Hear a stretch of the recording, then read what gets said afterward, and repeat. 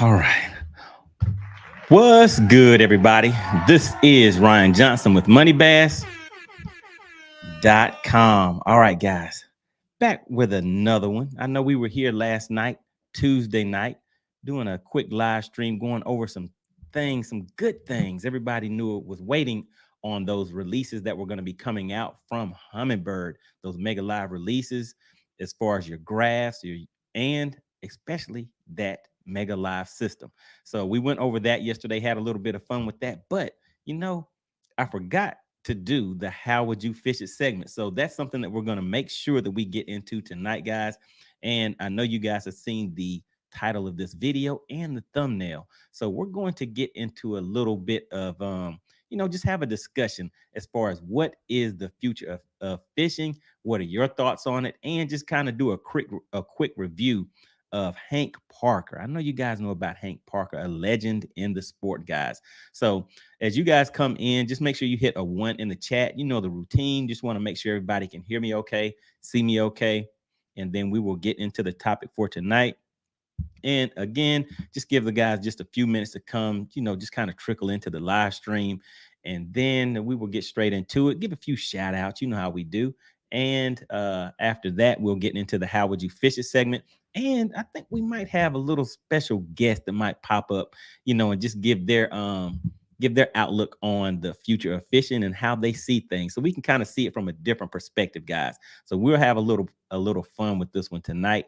And let's see, I see some people coming into the live stream. Really, really appreciate you guys coming back into the live stream tonight. So as always, let's have a little bit of fun with it, guys. So the future of fishing. You guys get active down in the comment section. Let's just see what you guys think. We're going to just discuss a little bit of everything from just starting out, when you started out fishing, just fun fishing from the bank. Maybe you started with your family, your father, your friends, just enjoying fishing itself. And then as the years passed, you just kind of got used to certain things, and maybe you entered into the tournament dimension, which is a little bit different, that competitive thing. So did that change things for you? And from there, yeah, just getting into the more expensive end. Everybody knows fishing can, kind of hit your pockets.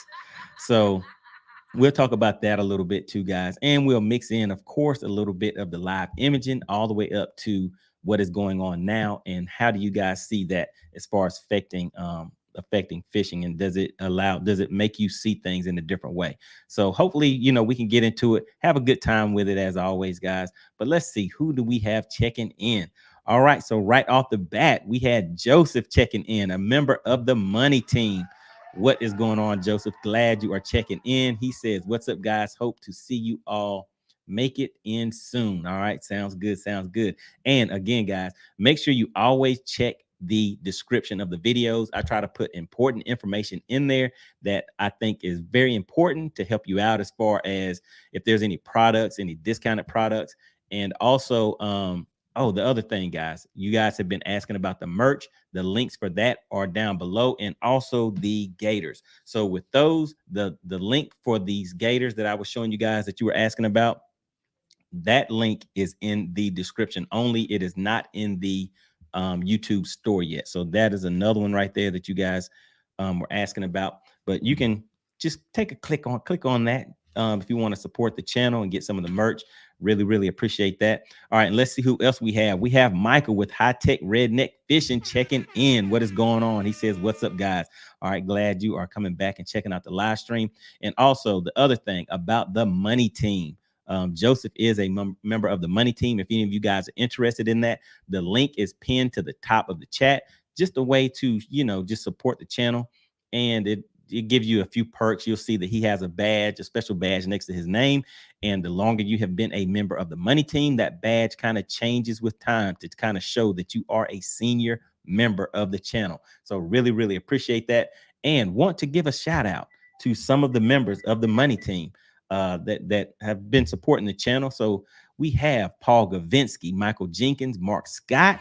All right, always in the comments and supporting the channel. We have James DeBroil, Jason, and I know you guys are familiar with Jason. He has supported and sponsored many of these live streams. One of the top guys that has supported the channel. And if you take a look, he was the sponsor of the last live stream. So if you take a look at the bottom, special thank you so much to the sponsor of the live stream, Jason. And what we always say is whoever gives the largest super chat, super sticker, just showing their support for the channel, that is the sponsor of the live stream, because this channel is supported by you guys, my viewers. So really, really appreciate that, guys. And just wanted to give a special shout out to Wendell Wade and Ken Kavanaugh. He is the newest member of the Money Team. Really, really appreciate that. All right, so let's see. Who else do we have? We have Jason Hayes checking in. What is going on, Jason? He's hitting me with the 1. I see you guys came in with the 1. Let me know that everything is looking good, sounds good, because as you know, at times we can have a little technical difficulty going on. So we want to make sure all of that looks good. And who do we have here, guys? We have another member of the Money Team, Mark Scott, checking in. Very strong supporter of the channel. Really, really appreciate you checking in, Mark Scott. All right. And he, I think Mark put in an order and has a hat and a hoodie heading his way. So really, really appreciate that. And we also have Deshaun Peck, strong supporter of the channel, always getting active in the comment section. Make sure you guys check out his YouTube channel. He's out there doing some tournament fishing, does some reviews of products and things like that also, but he's out there on the lake making things happen, guys. All right, then we have Michael says, if you're not scoping, you're hoping. If you're not scoping, you're hoping. We're getting started on that. We're getting started on that live imaging talk. So, hey, who knows? Maybe Chicken Hawk will step in here, because he always has something to say about the live imaging versus the natural skills that he has. So we'll see, guys. We'll have a little bit of fun with it. All right, then Joseph, member of the Money Team. He says, more money, more problems. Yeah, I mean, it can get that way sometimes. It can get that way. All right, then we have Harry stepping in. He says, Money doing back-to-back. How is Money doing? Live imaging and other technology will continue to advance, adapt, and blend new school with a little old school in certain situations. Yes, sir. There you go. There you go. All right, then we have DP, Darren Pearson, checking in. What is going on, man? Really, really appreciate you stepping in and supporting the channel. And let's see. Harry says, Money sounds good, but not sure on looking good. Come on, man. Come on, man. I have my hat, my hoodie. I think I'm looking all right, huh? All right. And let's see what he said. Looking good. Okay. How's DP this evening? Trying to get some DP merch on here. Look at you talking about DP. DP says, what's going on, Harry? And he also says, just got through doing my update, Harry. Oh, yeah. Oh, yeah. DP was hitting me up, getting some, getting a little bit of some of those tips that we went over in last night's live stream with the Mega Live update. Because he did complete his update today. So he's going to get out there on the water and test it out himself. So hopefully that information that we dropped yesterday, guys, was, provided some value to you, and it really helps you out and prevents you from running into some of the issues that, as you know, on these live streams, we see people coming in with issues. And over time, what we have began to do is people, whether you have Garmin, Humminbird, Lowrance, so that's Mega Live, livescope, or active target, always make sure you get active in the live stream in the chat, because there's somebody in here that runs all of these systems. I run Humminbird systems, but members of the chat, members of the Money Team, we're all in there just using different things. So if you have any questions, comments, things like that, make sure you always get active in the comment section, and we'll get to it. Maybe we can help you out if you're having any issues getting things tweaked in, dialed in, and getting the performance that you want out of your units. All right. And then we have Harry says, just doing, let's see, what does he say? He says, just doing work on, what is that? Kiowa Island this week. Go home Friday. Okay. All right. So you ready to get back there on the lake after you get home. All right. Darren DP says, I know you'll be ready to go home and do some fishing. Oh yeah, there we go. All right. Did you fix your Helix opportunities your Helix issues that you were having? So yeah, that's the other thing, guys. If you're having issues with your systems, maybe with the settings or anything like that, always make sure that you put that in the comment section. Some of you guys hit me up in the comments on some of the other videos, the tutorials and things like that, and even on my Instagram with questions. But what I always say is make sure you attend and come on to the live stream, guys. The more people, the more participation we have, the more input that we'll have, and we'll continue to grow. Right now, we're about to hit 5,300 subscribers, guys. So that is a real good accomplishment in the amount of time that we have done that. So I'm really glad that you guys are finding value in the information that we've been putting out, and just getting together and having a good time. All right, so let's see who else we have checking in. So we have Joseph says, it's brutal. but it's true. First tourney of the year last weekend. Pretty sure not a single boat in the top 20 didn't have live. Oh man, yeah, I think you might need to step it up. All right, he says we didn't get skunked, but we got beat up coming in mid-pack. Oh yeah, oh yeah. I mean, it happens to the best of us, man. Everybody's been through that. Uh-oh, guys, look what we have. We have somebody that is stepping in and saying, I am going to be the sponsor of this live stream. Mark Scott says, love your show, Ryan. Thanks for all you do. Oh, yeah, really, really appreciate that. All right, guys. And like I say, whoever provides the highest super chat, super sticker, cash app during the live stream is the sponsor of that live stream. And let me get in here and change this banner. So if you take a look down at the bottom, you see it says special thank you so much to the sponsor of the stream, Jason.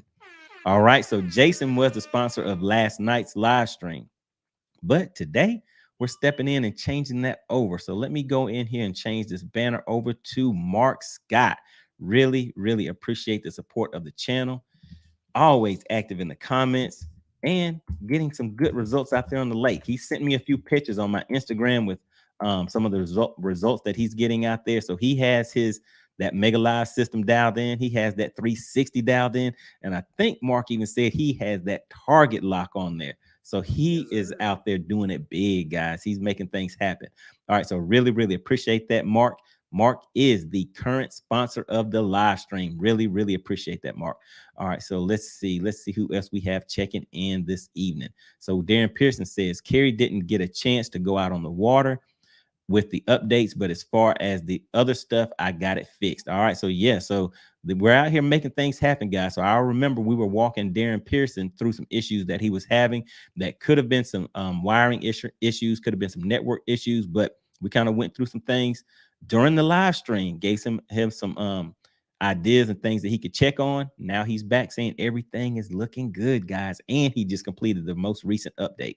All right. So Joseph says, after I get my lower unit pulled to fix a bent prop shaft. Oh, man. I think quite a few of us have been there with that bent prop shaft. So that is definitely not a good thing. So he says, next up will be to rewire my black box to run a 28 volt to get much better picture. Okay. All right. So yeah, getting that more power to that system will definitely help out. All right. And he says, started noticing flickering at 10.9 volts. Gotta fix that. That's right. You do not want those type of issues while you're out on the water. All right. Then we have Red Boat checking in. All right. So Red Boat, who was it that gave me the information for the topic for tonight? I know you sent in a message to me, and I think it may have been you that sent me that message. But he says, what's up, money? Very busy lately. Renovation in progress. Only got 15 minutes and got to where'd I go, guys? Lost my spot. All right. He says, only got 15 minutes and got to go, but I'm checking in now. All right. Sounds good. Sounds good. He is checking in. Really, really appreciate that. Really appreciate you taking the time to step into the live stream.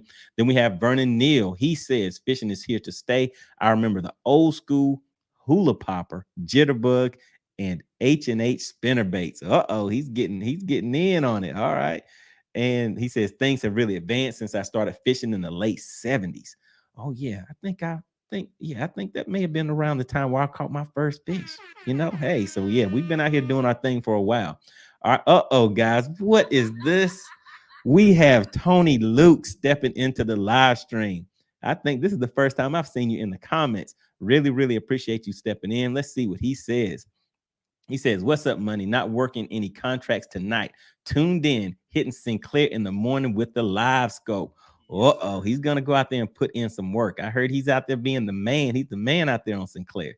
All right, he said, it's my time of the year out there. Oh, yeah, there we go. Man, I kind of want to get out there on Sinclair too, but I got to get out here and try to figure out a thing or two for Lake Lanier, because I do have a tournament this weekend, guys. So I'll be back to let you know whether it was one of those thumbs up or thumbs down things for me out here on the lake. So we'll see. But either way, I'm just out there having a good time, guys. All right. Then Redboat says, yes, that was me, about Hank Parker. All right. So yeah, special shout out to Redboat. He is the one that hit me up with this video clip that we're going to review, guys.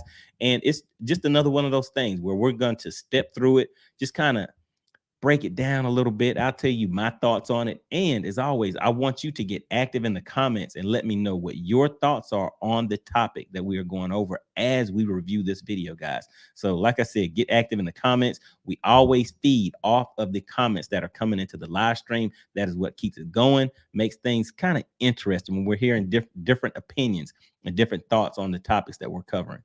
All right, then we have Steve Ray, just got the mega live, got to put my time in on the water. Oh yeah, it is time, guys. Got to get out there and make it happen. Time on the water. There is no substitute for that. But my catalog of videos is strong. I have over 600 videos, guys. So just about anything that you can think of as far as with the Mega Live. And it's possible that I may have the most videos on YouTube when it comes to the Mega Live system. Let me know, guys, if you're seeing anybody out there that if you type in MoneyBass Mega Live, see what that catalog comes, everything from installation, settings. I have some of the experts, guys, some of the experts coming on here telling you about the settings, how to get those things dialed in hot to where you can view those fish, even with the down imaging sonar, all of that good stuff, guys. So that is the kind of thing that we do here. We want to continue building a community of people, like-minded guys that are out here on the water wanting to get the results from fishing, whether it's tournament fishing, fun fishing. Some people are out here just getting started. They want to take their kids out and, you know, get them interested in, you know, a different aspect of the outdoors. So always a good thing, guys. All right, so got the shout outs done, guys. Really appreciate you getting active in the chat. And again, special shout out to Mark E. Scott. He is the current sponsor of the live stream. Really, really appreciate that. And so what we'll do is I will go ahead and share my screen, guys. And this first segment that we'll do is basically just reviewing the video, discussing the future of fishing. And from there, we'll go ahead and slide in the how would you fish it segment. But I have somebody that should be coming into the live stream in just a little bit. And that is when we will do the how would you fish it segment. So we can do a live, you know, do a live how would you fish it with the special guest that is coming on the show. All right, so let's see, guys. Let me go ahead and share my screen. Just bear with me. All right, hold on one second, guys. Here we go. And let me just drop this down. All right, special shout out to Mark Scott. All right, so here we go, guys. So we're just going to kind of step through this video. And as it's playing, remember, I want you guys to get active in the comment section. If you hear something that's interesting to you, make sure you shout it out. Just go ahead and get active in the comments, and then I will come back and read some of the comments again. But here we go. We're just talking about the future of fishing. How do you guys think about that? Here we go.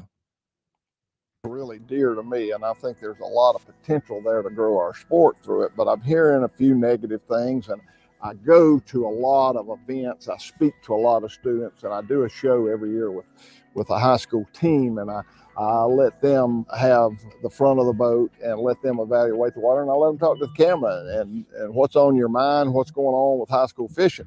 And I think every situation is somewhat different. And I've had kids that are so intimidated because there's 4 or 5 guys or girls on the team that can catch them, and they can't compete with them. So they're so intimidated, they want to quit. And so every time they have a tournament, they're a nervous wreck because they know they're not in the league with these other guys. All right. So just thinking about that, guys. So now we're looking at young anglers, and we're discussing the future of fishing, guys. So with the Rod Bender's Bass Club, that is the bass club that I am a member of. We had at one point a high school team, and what we did was kind of mentor those younger students in the fishing industry. And some of them would start off as freshmen. Some of the guys came in as seniors. It just depends on where they were at, where they, you know, found that love of the sport or that opportunity and saw that they could advance in it. So we did everything from taking them out on the lake, having them involved in our tournaments, and also helping those guys get scholarships and things like that. So whenever you're starting off young like that, all of us can remember our first fish, the feeling, you know, that we had and who we were fishing with, just building those relationships. So that's kind of how I would think that the majority of us got started. So just thinking back to that, just kind of, I know we've been out here for a while, guys. So we just kind of have to think back.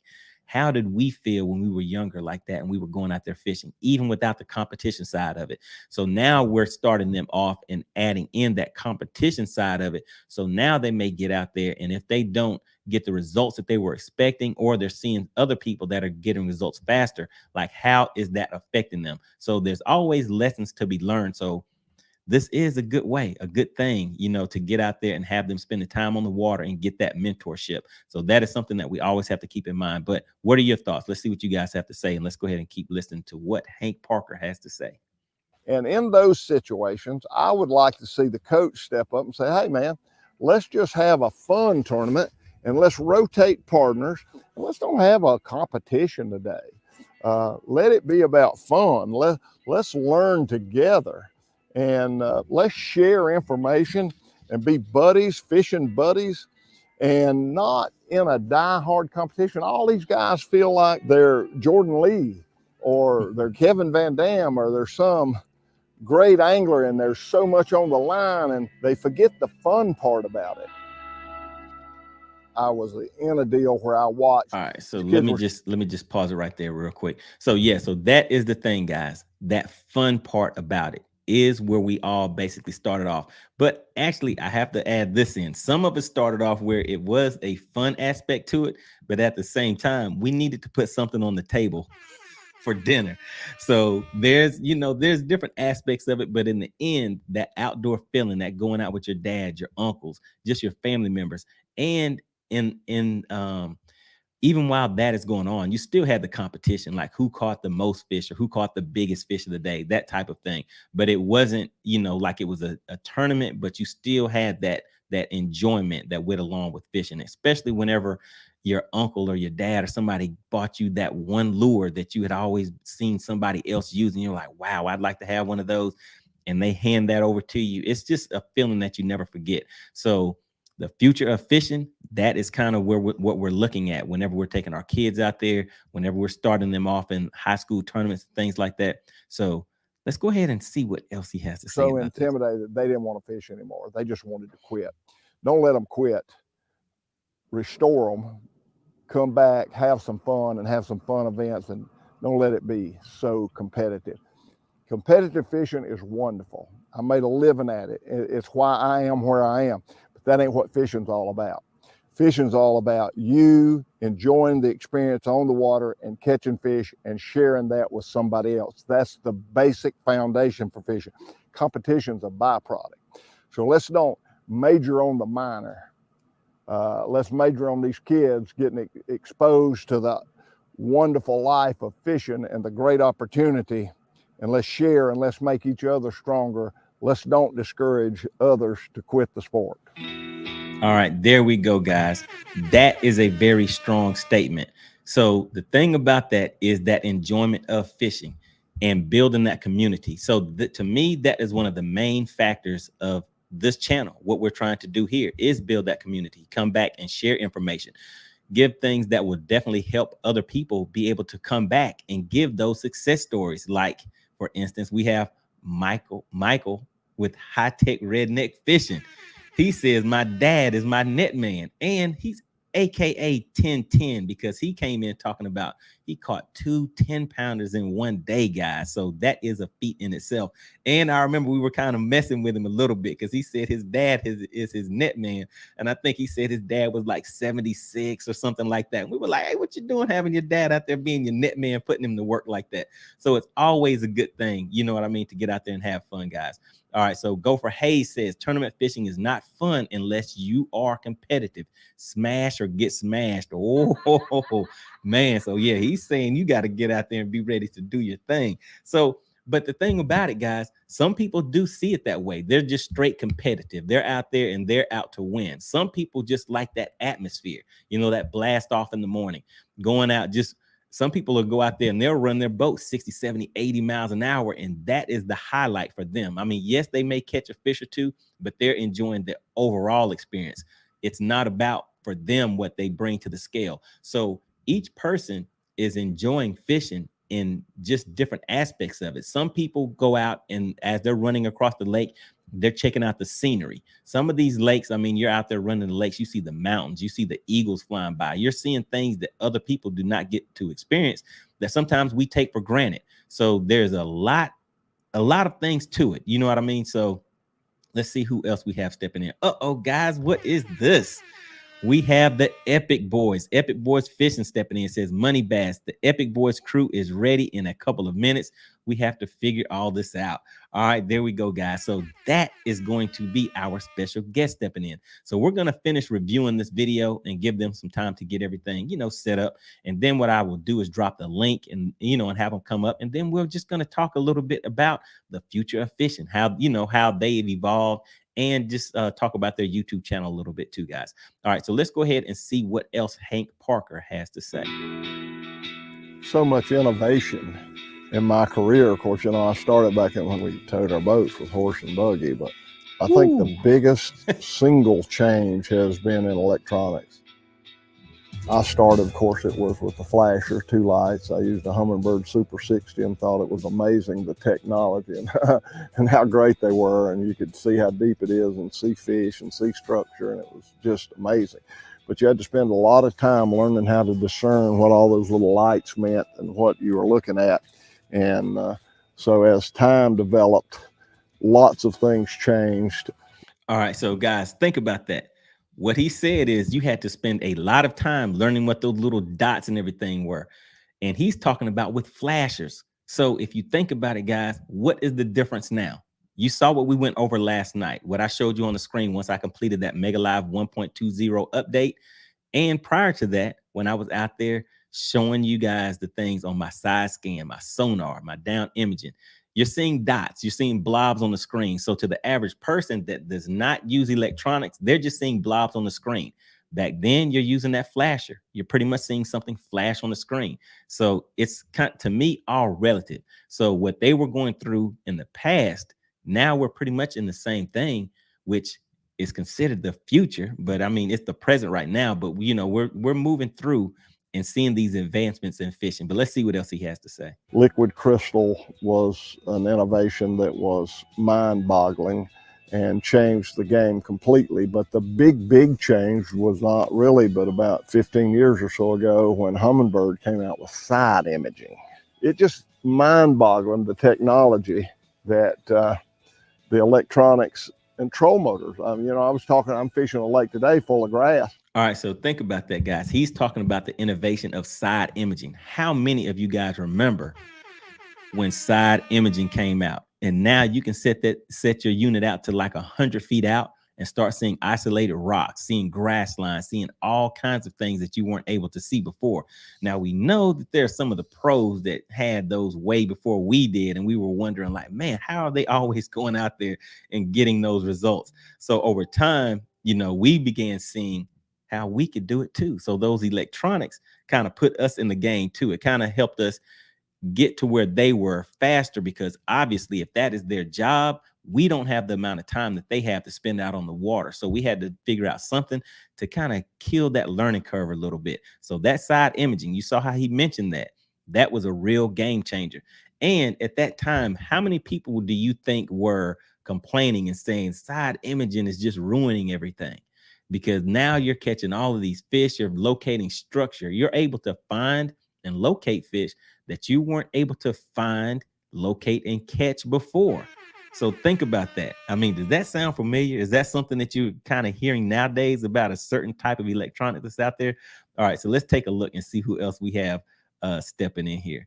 All right, let's see. So we have Joseph. He says, just the crappy way people treat each other at the landing, running on pad into canals and have boats bank to bank, acting like children in their trucks. Yeah, I mean, to me, it's just with anything you do, whether you're playing golf, fishing, there's always going to be people there that may not have that correct type of etiquette that we're used to, or that we would like for people to have whenever they're out there. All right, so Joseph says not a good look. That is correct. That is definitely correct. All right, then Mark Scott, member of the Money Team.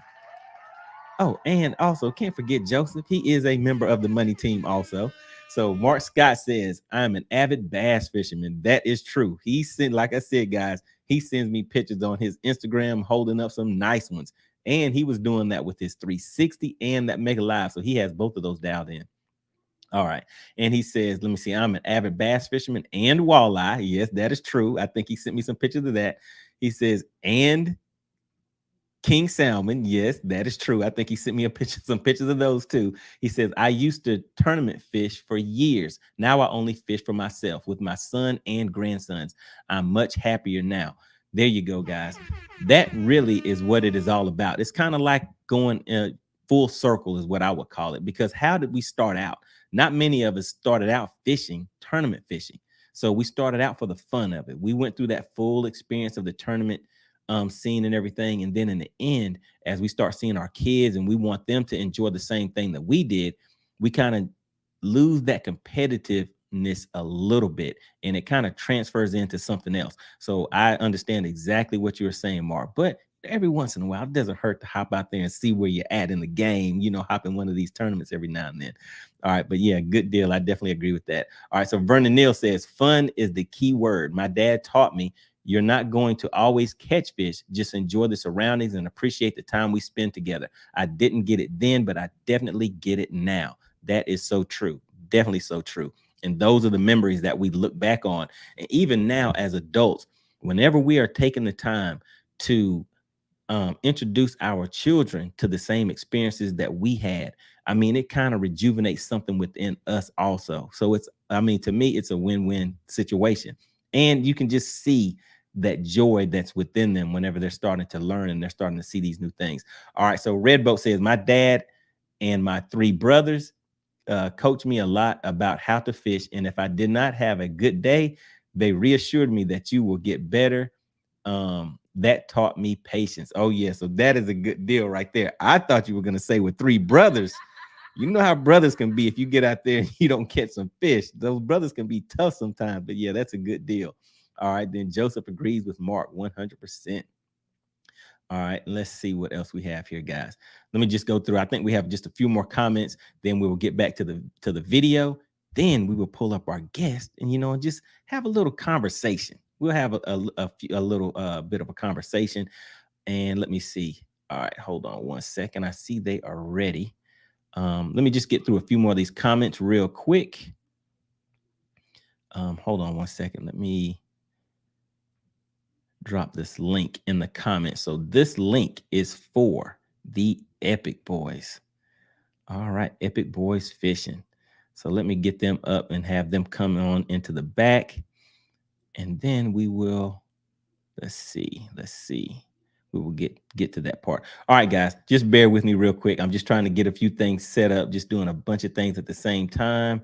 All right, so let's see. Michael says, when you guys get a chance, check out pictures from the old paper graph. Oh, man. So Darren Pearson, I think he's still in the chat. He told me about that paper graph. I had never seen one of those before. All right, the details are better than down imaging. The problem was they were bulky, used ink and paper. That is right.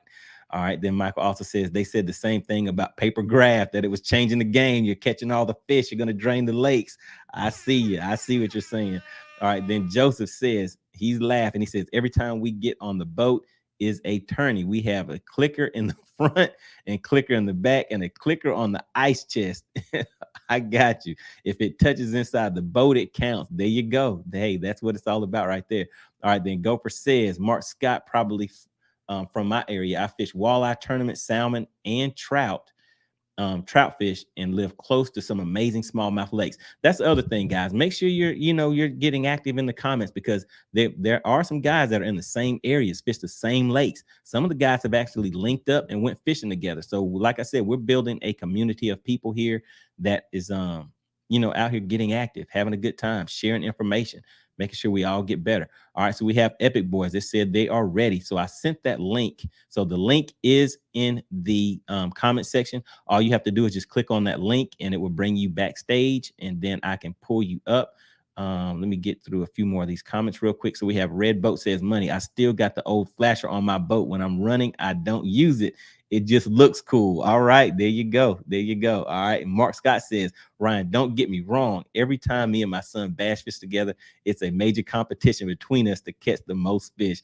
I know that's right, because I'm trying to remember if it was a picture that you sent me and he was holding up some nice ones. So I know that he didn't just let that slide, as far as not saying that, he may have had one up on you on that one. All right, so let's go ahead and keep going through this video. And once the guests come back. When I was a kid, you couldn't do this. I mean, there was no weed guard. There was no weedless troll motors. We used to put baskets to try to protect the prop where you could go through sparse grass. But I mean, we can go plow right through the thickest hydrilla and go right on like nothing. So the technology of electronics and troll motors is just crazy good compared to where we were at, and the advantage that we have today to be able to discern water that you could never do before with a flasher exists. Side image and down image, 360 mega. I mean, it's crazy. There you go, guys. The future of fishing, those electronics. So we went through starting out, going through that young phase of just fishing for fun with your family, then get into the point where you get into the tournament game and how things change, how we start to see things. So let me go ahead and bring this back up. And so we have some special guests coming to the live stream. Without further ado, let's see who we have here. What is going on, guys? What's going on? Hey. All right. Everything looks good, sounds good. All right, guys. So who we have in the house tonight is the Epic Boys. Epic Boys Fishing. Make sure you guys check out their channel on YouTube. All right, so go ahead and introduce yourselves and just tell us a little bit about your channel. Absolutely. So I'm Nick Dupree, kind of the founder of the Epic Boys Fishing channel, and this is my son Chad. All right. We've been on YouTube for a couple of years now. Started fishing on Lake Lanier 3 years ago for spotted bass, and have been trying to grow the channel ever since then. Gotcha. So my background is kind of striper fishing. I used to striper fish on Lake Lanier many years ago. Used to go out with Clay Cunningham, Blair, Jeff Blair, and all those guys, and we used to striper fish quite a bit. We went out and got a small bass tracker 3 years ago and started striper fishing, which wasn't ideal for that type of boat and setup. Right. So then, we had rod holders in it and everything, and we're fishing 17-foot bass boat for stripers, and we had a lot of success, didn't we? Yeah, we did. And gotcha. So we kind of pivoted from there and started doing some bass fishing, and then it just took off. We've just fell in love with bass fishing, and we've grown the channel since then. So gotcha. Yeah, looks good. Because I've been subscribed to your channel for a while. I've seen you guys out there flipping fish on the boat, and I've seen Chad out there narrating as he's catching those fish, and Dad is out there cheering him on and all that. And I think he has a partner in crime that's on the boat with him sometimes too, right? He does, yeah. My youngest son, Dylan, he loves to come out from time to time. We consider him our entertainment. He makes us laugh the entire time we're out there. So, but he's actually a pretty good stick himself. He can catch them. Okay, all right. Good. So, absolutely. So that's kind of how we started out with, the Epic Boys Fishing. I've had a YouTube channel for a long time. It was something else. Once we started going out and, making some of these videos, I'm like, man, we could really, have some memories that we can look at from years from now. So we started posting some basic videos, using some basic editing. And then it's kind of grown from there into where we're at today, which is doing tips, tricks, and then fish, which if you look at our videos, we try to help a lot of other anglers out. Exactly. We started from not knowing anything on how to catch a bass on Lake Lanier to where we're at today, which I feel like we're pretty competitive at this point. So that's kind of where, that's why we're on the show tonight, is obviously to speak to Chad about his tournament fishing that he's getting into now. So. Right. Yeah. And you've put out some very good videos, and your editing, I'm like, man, those guys have some good editing going on. So who's taking care of that? Who's doing all that editing? Okay. I have no clue how to do any of that. Yeah, he's starting to learn. But I can do I don't have any of the apps, but I can do some of the slow motion and stuff. I can do all that. Okay. Oh yeah, Yes, that's those you slow know what's motion cool, flips. Ryan, is I do everything on my iPhone. Every single video that you see on Wow. the YouTube channel. You know, I've got a laptop and stuff that I can use, but every single video that we have on our YouTube channel was done directly on an iPhone. So Wow. that should help some of the viewers out there. If you guys don't have, you know, MacBook Pros and all this fancy computer equipment, doesn't matter. You can do it on a phone today with today's apps. I mean, I use CapCut and I use a couple of other applications, and Okay. super easy to just upload all your GoPro video footage, and from there you can just go in and make your videos. It's pretty simple. So Yeah, so I downloaded CapCut on mine. I tinkered around with it for about 5 or 10 minutes, but I was like, man, this is I'm trying to figure it out. So I'll probably get to it. But yeah, I mean, you guys, those slow motion, your shorts and everything that you put on there with those slow motion releases and all that good stuff, it's good stuff. Absolutely. We use Video Leap as well. That's another good app. So for the viewers out there, check out Video Leap and CapCut. Those are probably two of the best edit video applications that are out there, at least on the iPhone. I'm not an Android user, so I have no clue what's out there for that. But Gotcha. Yeah, good deal. You like the new hats, by the way? Okay. Okay, yeah, I think I saw that on your channel too, right? You have the like logo on your So channel. EBP is obviously Epic, short for Epic Boys. So it's, you know, we have plenty of room up there. Put EBC on there. That's kind of the abbreviation. Okay. Oh yeah, good deal. Go ahead and get that brand started earlier. Early. So what is the goal with your channel? So is Chad gonna eventually get more into it as far as like following his path through his high school fishing, through his BFL fishing, through his Elite Series fishing, and on up to the Bassmaster Classic? I mean, so was that the plan with that? That's I don't know. Let's hear what he has to say. Yeah, I would like to, be in it more. I want to do some like kind of vlogs on high school tournaments. Okay. Like where you wake up in the morning, you show all that, and you show the day before and like how you rig up and stuff. Okay. I do that. That seems fun.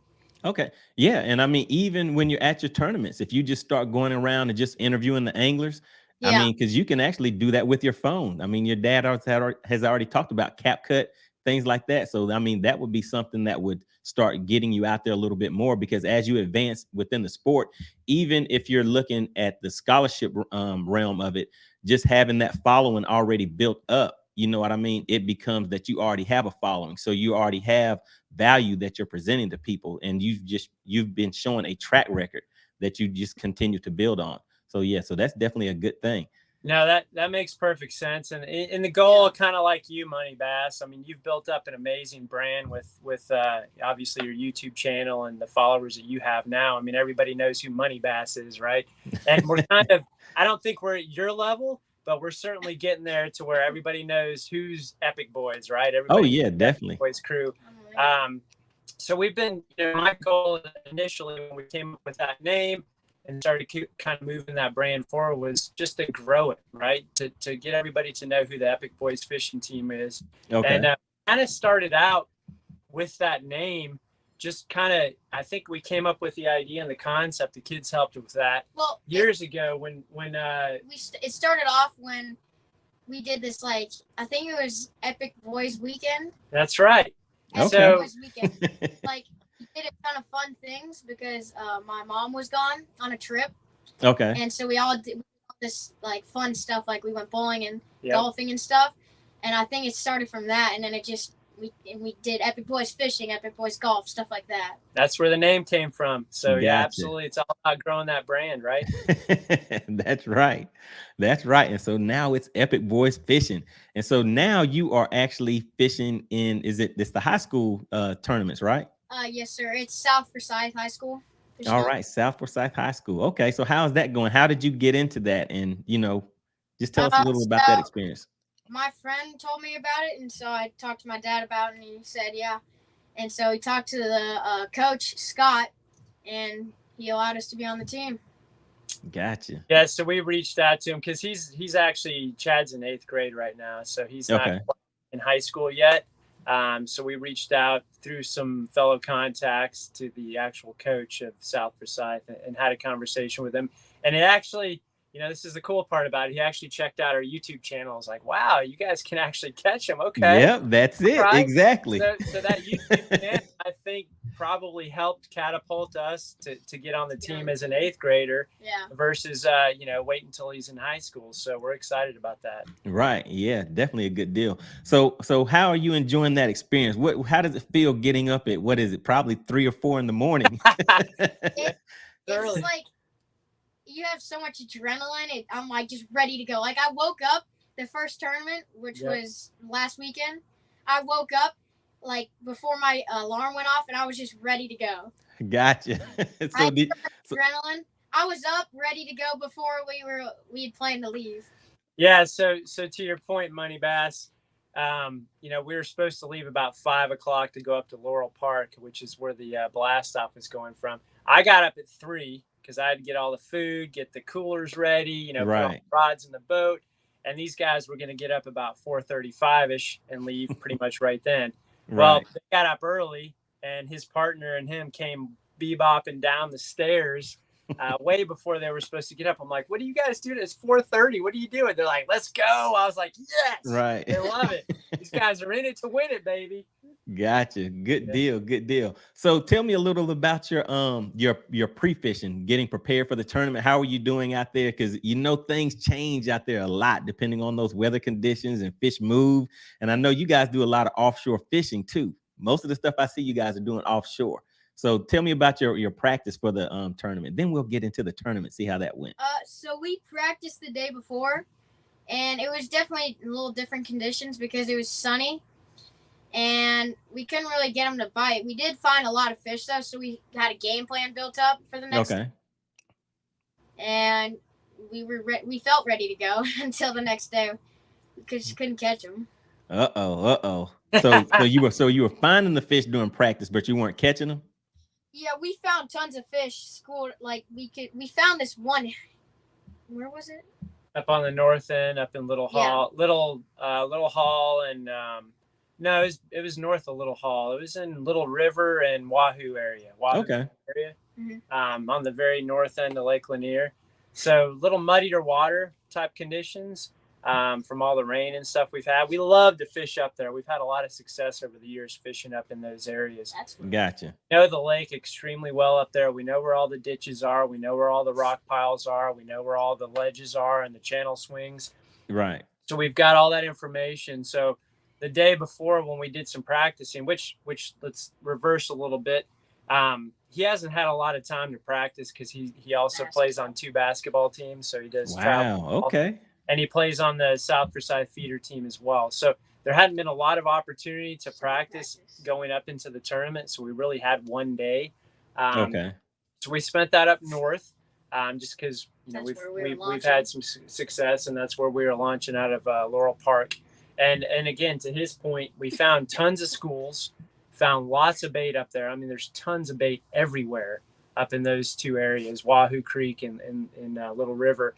And we just struggled to get them to bite. So I thought it's a timing thing, right? As you guys know, fishing Lake Lanier, you can find the fish. They just may not bite at that particular time frame. Right, exactly. Later on, and that school is on fire. So the key is to find the fish and the bait and then hope they'll bite, right? So that was our game plan, going into the tournament. And he can speak a little bit more about that. So we had our game plan built up, and we figured they were going to bite better in the morning. Right. And we went out there, and we were going to fish. We had ditches lined up. We were going to go fish. Couldn't find the fish that we found yesterday. They were gone. They weren't there. Mm-hmm. And so we did the next plan, which was go fish crankbaits on rocks. Mm-hmm. We caught one off that, and then couldn't get any other ones. And then we went back to ditch fishing. Yep. Yeah, I think from there we figured the muddy water had the fish a little lethargic and not willing to bite. So we're like, okay, so we're mid-morning now. We need to set a specific time frame and then head south to the clean water down of Brown's Bridge. So that's what we did. So we put in the big motor and ran down south and looked in some ditches down there. Caught another really good one in a ditch in clear water. Fish. We caught it on a swim bait. That was our big fish. It was like 3. Yeah, what was the lure? It was a swim bait. Yeah, 2.8 inch Kitech, 2.8 inch, right? There you go. Okay. one of these bad boys right here. Yeah, I see you have the tackle set up back there. Look at him. He's a professional. Yeah. All right. Yeah, we got all the tackles. So go ahead and talk about the rest of it, the rest of the day. These guys grinded. They grind. All right. I casted so much. My wrist hurts so bad. At the end of the day, like, oh my gosh. Yeah. Like when we were throwing crankbaits, I was like, I gotta take a break for a second. But the rest of the day kind of struggled. After we caught that one fish on the swim bait, I had confidence, and then we just couldn't catch them the rest of the day on. So. Right, yeah, because looking at those fish on the screen, and it looks like they're going up, kissing the bait, exactly. rubbing their fin on it a little bit, swimming around to the other side, just kissing your bait a little bit. And you're like, what is going on? And then they just slowly swim off. Times. Yeah. Several times. It was like, I'd throw it out. I'm like, Dad, this is it. And he comes up to it. He's like, nope, let me go back. It was so annoying. Right, over and over again. Started to drop shot fishing, and this guy, if you've seen any of our videos on Epic Boys Fishing, he's like the drop shot master. I mean, and drop shot. He can feel the bite. He knows the hook set and the reel at the same time. I mean, he is 10 times better than I am at drop shot fishing. So we're like, okay, we're gonna end the rest of the day, or use the rest of the time we have, just finding fish and find some fish in ditches and drop shot on them. And that's what we did. And I cannot tell you the amount of fish we had on the 2D sonar on that 10-inch helix up front, as well as the live scope that would come up to the drop shot and just look at it and swim away. And, you know, quite honestly, everybody else had the same experience in the tournament. The people that actually caught the fish, the top 10 guys, every single one of those teams, all they did was throw and drag a shaky head all day. Wow. Yeah, man, don't you hate it? Don't you hate it? We didn't do that. We threw a shaky head on a point that we were seeing a bunch of bait and fish on, and didn't get bit on it, and that was it. We didn't touch a shaky head the rest of the day because, again, the swim bait bite has been so strong on the bottom. Right, it's just super slow reeling, a swim bait, whether it's a cast prodigy or a Kitech. I mean, we've been on them doing that, and that bite didn't pan out for whatever reason that day. So yep. And speaking of drop shot, do you guys know who this is? LJ Harmon. We sure do. Yeah, yep, James Harmon. He says, LJ here. What's up, Epic Boys? What's up, LJ? Yeah, he's a good buddy of mine at this point. He's helped set up my boat, my new rig that I got back in December, and out several times. I said he's the drop shot master. That guy's the drop shot Jedi. That's right. Yep. So yeah, and actually he sponsored one of the live streams before. So big shout out to LJ. If you want to catch something on Lanier, why not go to Lanier Baits? I mean, it says it right there in the name. And actually, speaking of LJ, so this is a brand new Lanier Baits worm that came out late last year. The name of it, Epic Flash. Can you see the comment down there? Which was named after us. There you go. Yep. There you go. Epic Flash. This thing is absolutely fire. Obviously Morning Dawn on Lake Lanier is amazing. And LJ put some. It's hard to see it, but there's like some white pearl and blue flake in the very bottom right there. Right. Yeah, you can see that. And I'm telling you what, with that pink color, this thing is fire. So if you haven't used Lanier Baits before, make sure you go check them out. All right. Yeah. So I might have to head over to I'm pretty sure they have them at Hammond's and Oakwood. Absolutely. So, yeah. So there we go. Oakwood Bait and Tackle and Hammond's. So yeah, definitely. That's cool that LJ popped on your show, man. That's awesome.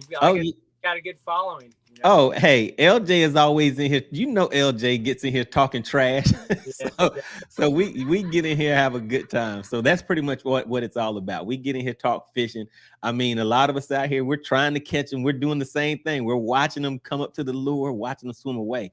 But if you check out LJ's post, he's out there doing a little something. They may come up and look at his a little bit, but he's bringing them to the boat. So it's like, yeah, we got to get on that LJ level some type of way. I mean, there's probably not too many people that are better at the drop shot and Demiki rig than LJ. That's for sure. Right. Definitely. Yeah. That Demiki, man. Now, may not be able to catch him here in probably another 2 months when they start to move up on the bank end of March. Yeah. You can catch him now. I'll tell you that much. That's right. All right. So good deal.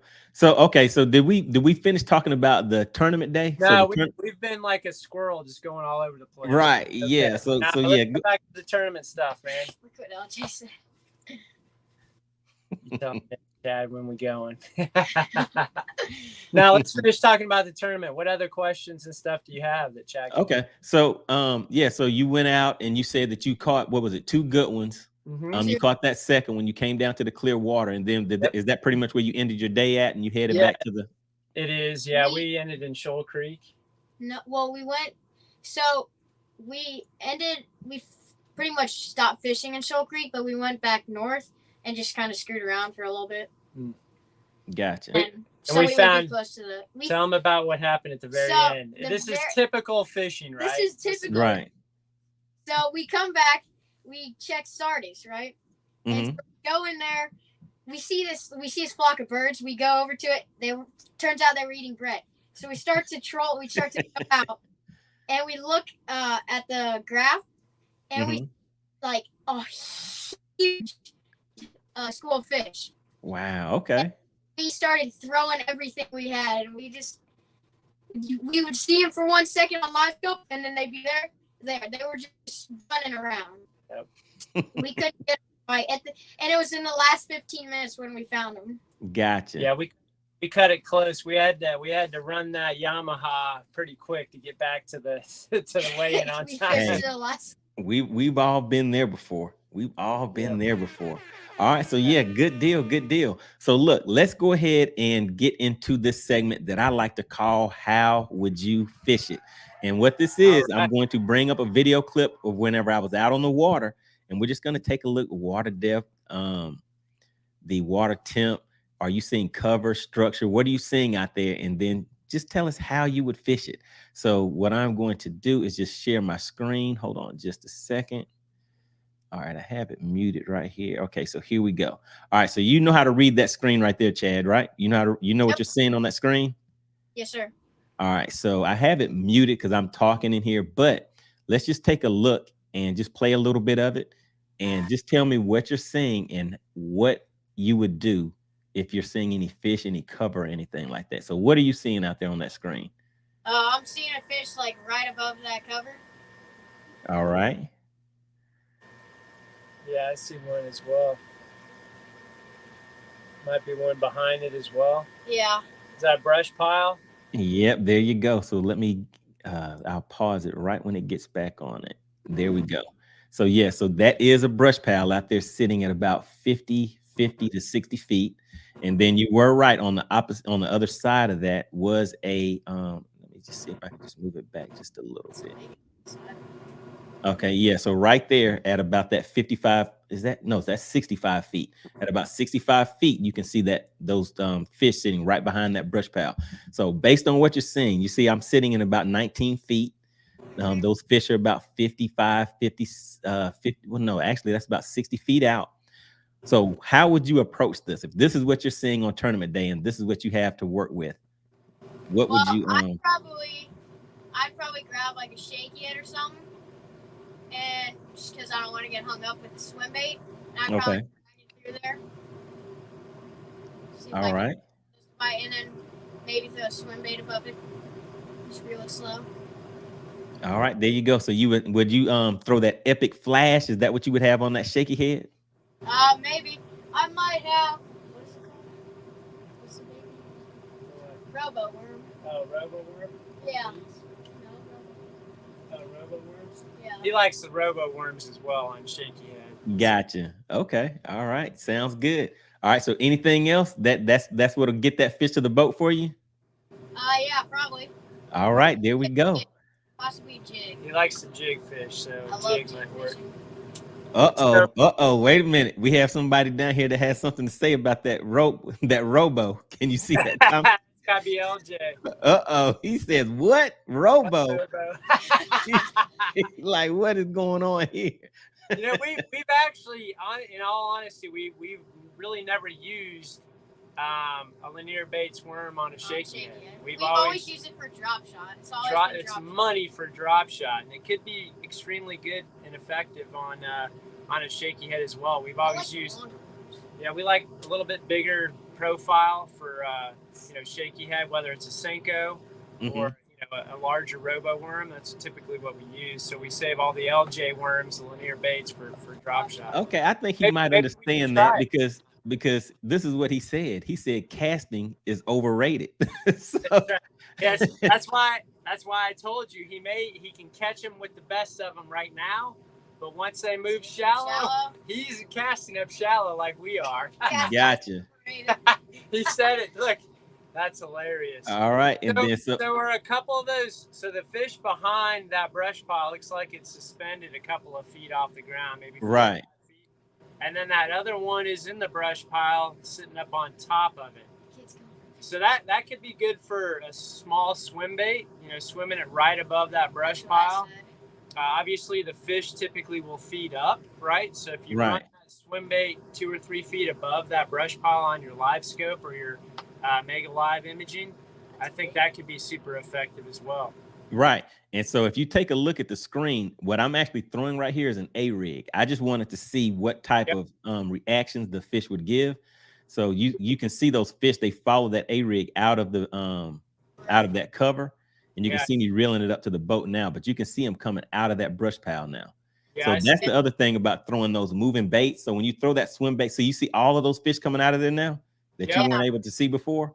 So so that shaky head may have been the ticket, but there we go. See, I just made another cast that hit out almost about 80 feet out, and I'm just letting that fall straight down so you can see it falling down. And there's actually a fish right below where that A-rig is falling to. I like it. You fishing A-rig quite a bit? No, I was throwing this just to have some fun. Sometimes when I go out there, I get caught up in just having fun playing with my electronics. So listen. It's funny that you say that because, as you know, we got a new boat right over Christmas break. So the previous boat we had was that small 17-foot tracker. All we had was a small graph up front. We had a 5-inch. We had a 5-inch graph up front. LJ actually replaced that with an 8-inch helix, probably late summer last year. So we had a nice 8-inch helix up there to fish for a couple of months, and then we got the new boat. So the point I'm trying to make is now we have all this new electronics. We've got the live scope up there. We've got a 10-inch helix. We got 2 9-inch helixes at the console. Okay. And I've found myself, since we've gotten it at Christmas, just not even fishing. Literally just going out, watching fish on the live scope, watching how they react, watching what they do, just trying to learn how these fish actually are set up and positioned. So I know in the future, okay, they're positioned in a feeding pattern, right? They're ready to eat. They're ready to ambush bait versus they're sitting on the bottom with their bellies in the mud. They don't want to do anything, right? So I've been doing the same thing that you just said. I just mess around with the electronics when I go out there. Right. And so LJ, he actually added, he says the 5-inch Fruity and Amy Gill or Green Pumpkin Jade are great on the shaky head. He said, Chad, don't listen to these two clowns. I was looking for that to see if we had. We got a bunch of LJ linear baits back there. We probably got that one as well. But the electronics, I'm infatuated by the electronics and how far the technology's come and just how well you can see these fish and how they react to baits now. It's going to teach us so much more this year now that we have this stuff. Right. Learned probably in the previous 3 years fishing. Yeah. So do you run Humminbird units? Do you have the 360 and live imaging? Do you have all of that, or? So we've got 3 Humminbird units, and then we have 2 at the driver's seat, and then we have 2 up front. We have a 10-inch helix, and then we have Garmin live scope 12-inch. Oh, okay. So you do have live imaging. Okay, good deal. Do everything Humminbird except for we've got a 12-inch Garmin live scope. Gotcha. Okay, so let's take a look and see what some of the subscribers had to say about how they would fish it. Let's see. So we have Michael with High Tech Redneck Fishing. High So tech. that I like yeah, so he has the name for you, but he also has an AKA. We call him 1010 in the chat because he it. caught a 13-pounder on one weekend. Then he came back two or maybe the next day or 2 days later and had 2 10s in one day. So I was like, hey man, so yeah, so that's 1010 right there. So he says, I'm the North Carolina drop shot ninja. Okay, so we have the drop shot master, we have the drop shot Jedi, and now we have the drop shot ninja. That's awesome. We got together and have a competition, right? Yeah, so he says I've caught 12 largemouth over 10 pounds on Lake X. Dang. So yeah, he's catching those things on 6-pound. Okay, he put it in here. He says using the drop shot with 6-pound P line. So yeah, he might be a drop shot ninja. He's pulling in some 10-pounders with 6-pound line. Gosh. All right, then we have Jay Smalls. Let's see. He says going to check these guys out for sure. I love the energy. Yeah, so make sure you guys go and check out Epic Boys Fishing. All right, then this is when LJ stepped in. He says, "Hey, MoneyBass, the Epic Boy Express is a bad sled." All right, good deal, good deal. Then we have Michael. He says, I would start with the MegaBass Vision +2. So hey, maybe that jerkbait might be the ticket. But man, the way that they're pulling up and looking at stuff, it's tricky. He says, then follow up with a drop shot. So yeah, I'm waiting to see what else LJ had to say in here for this one. But then yeah, this is when he was getting on you saying, what a robo. So he's like, don't be out here talking about these robo worms. All right, then we had Jay Smalls. He came in and says he's a jig man. Because Chad was talking about that jig. So he said this kid's going for the bigs. All right, so yeah, you got the jerk bait on deck. Good deal, good deal. But yeah, talking about run this over it and see if they get a reaction bite. If not, throw the drop shot. There you go, there you go, there you go. All right, so just reiterating what LJ said. He said the 5-inch fruity and Amy Gill or green pumpkin Jade are great on the shaky. Chad, don't listen to these two clowns. All right, then we have Joseph checking in. Joseph said he is a member of the Money Team. Really appreciate you stepping in, Joseph. And if anybody is interested in becoming a member of the Money Team, the link is pinned to the top of the chat.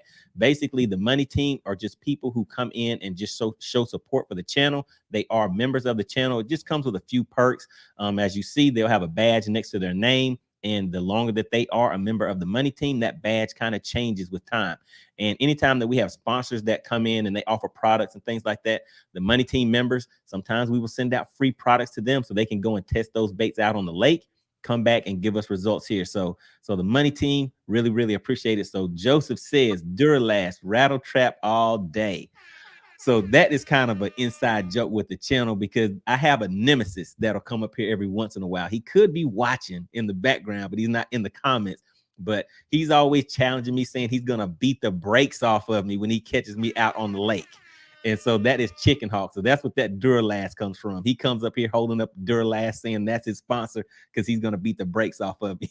But that's where they get that. Chicken Hawk. I've seen since I've watched all your videos and watched your channel for the last couple of years. I've seen that guy on there. Oh yeah. So he pops up every once in a while. Never really know when he's going to come up because he's always talking about football. And I'm like, man, nobody watches that anymore. We nobody watches that. Who cares about football? Who's in the Super Bowl, right? What is that? That's What's the Super Bowl? What is that? Heck yeah. All right, so LJ says, here's some juice. Uh-oh, guys. Uh-oh, he's about to give us some juice. Let's see. That backwards. All right. Uh-oh. He says the spy bait is a silent killer in winter. Gotta whisper this one. What is that? 6-inch line and a 62 alpha. Oh, okay. All right. Well, 6-pound line and a 62 alpha. All right. So you guys heard that? All right. So he says that is the silent killer. LJ coming in with the info. All right. Good deal. There you go. I have mine on deck too. That is the deal. All right. Really appreciate that, LJ. But yeah, with the way these things are falling, it's like once you pull them off of that brush pile, to me, what I found is if you're sitting on top of another brush pile or something that they can kind of chase that drop shot or Demiki or something down into, you have a better chance, in my opinion. But I mean, everybody here, has different results, but LJ is the man. when it comes to Lake Lanier. So good deal, good deal. Then we had Gopher Hayes says, I like Hayes Dong on the drop shot. Now, I don't know what that is. That's kind of a funny name right there. He says on the drop shot, swim it above.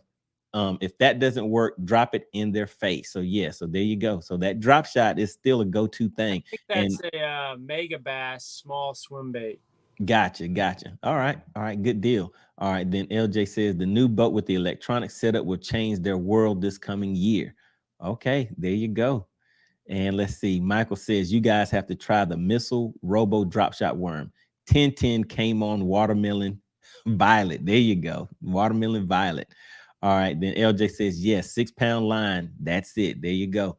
All right, guys. So yeah, so we've had a little bit of fun with it. I want you guys to come back and give us some updates throughout the season. I mean, Chad may be able to. Yeah, Chad may be able to come in and host an episode or something like that, do some interviews, some things, and help build up your channel. And hey, maybe we can have a little high school segment every once in a while just to see how things are going out there on the scene. Absolutely. And we know a couple of the high school guys already that we've met, so we could bring a couple of those guys on as well. They're on Instagram. Some really, really, really good anglers. Okay. Absolutely. We'd love to keep you guys updated on this journey. Obviously, we're brand new to the tournament fishing scene. He just fished his first one last Sunday. So we've got one coming up in March. Okay. Lake Lanier again. So those fish will be moving up a little bit shallower and back in pockets, maybe on some humps. So I think we'll probably have a much better performance in this one than this winter ditch bite. So okay. Hey, yeah, I mean, it's tough. I mean, I have a tournament out there this Saturday. It's a club tournament with the Rob Bender's Bass Club. So yeah, you guys met us over at the expo.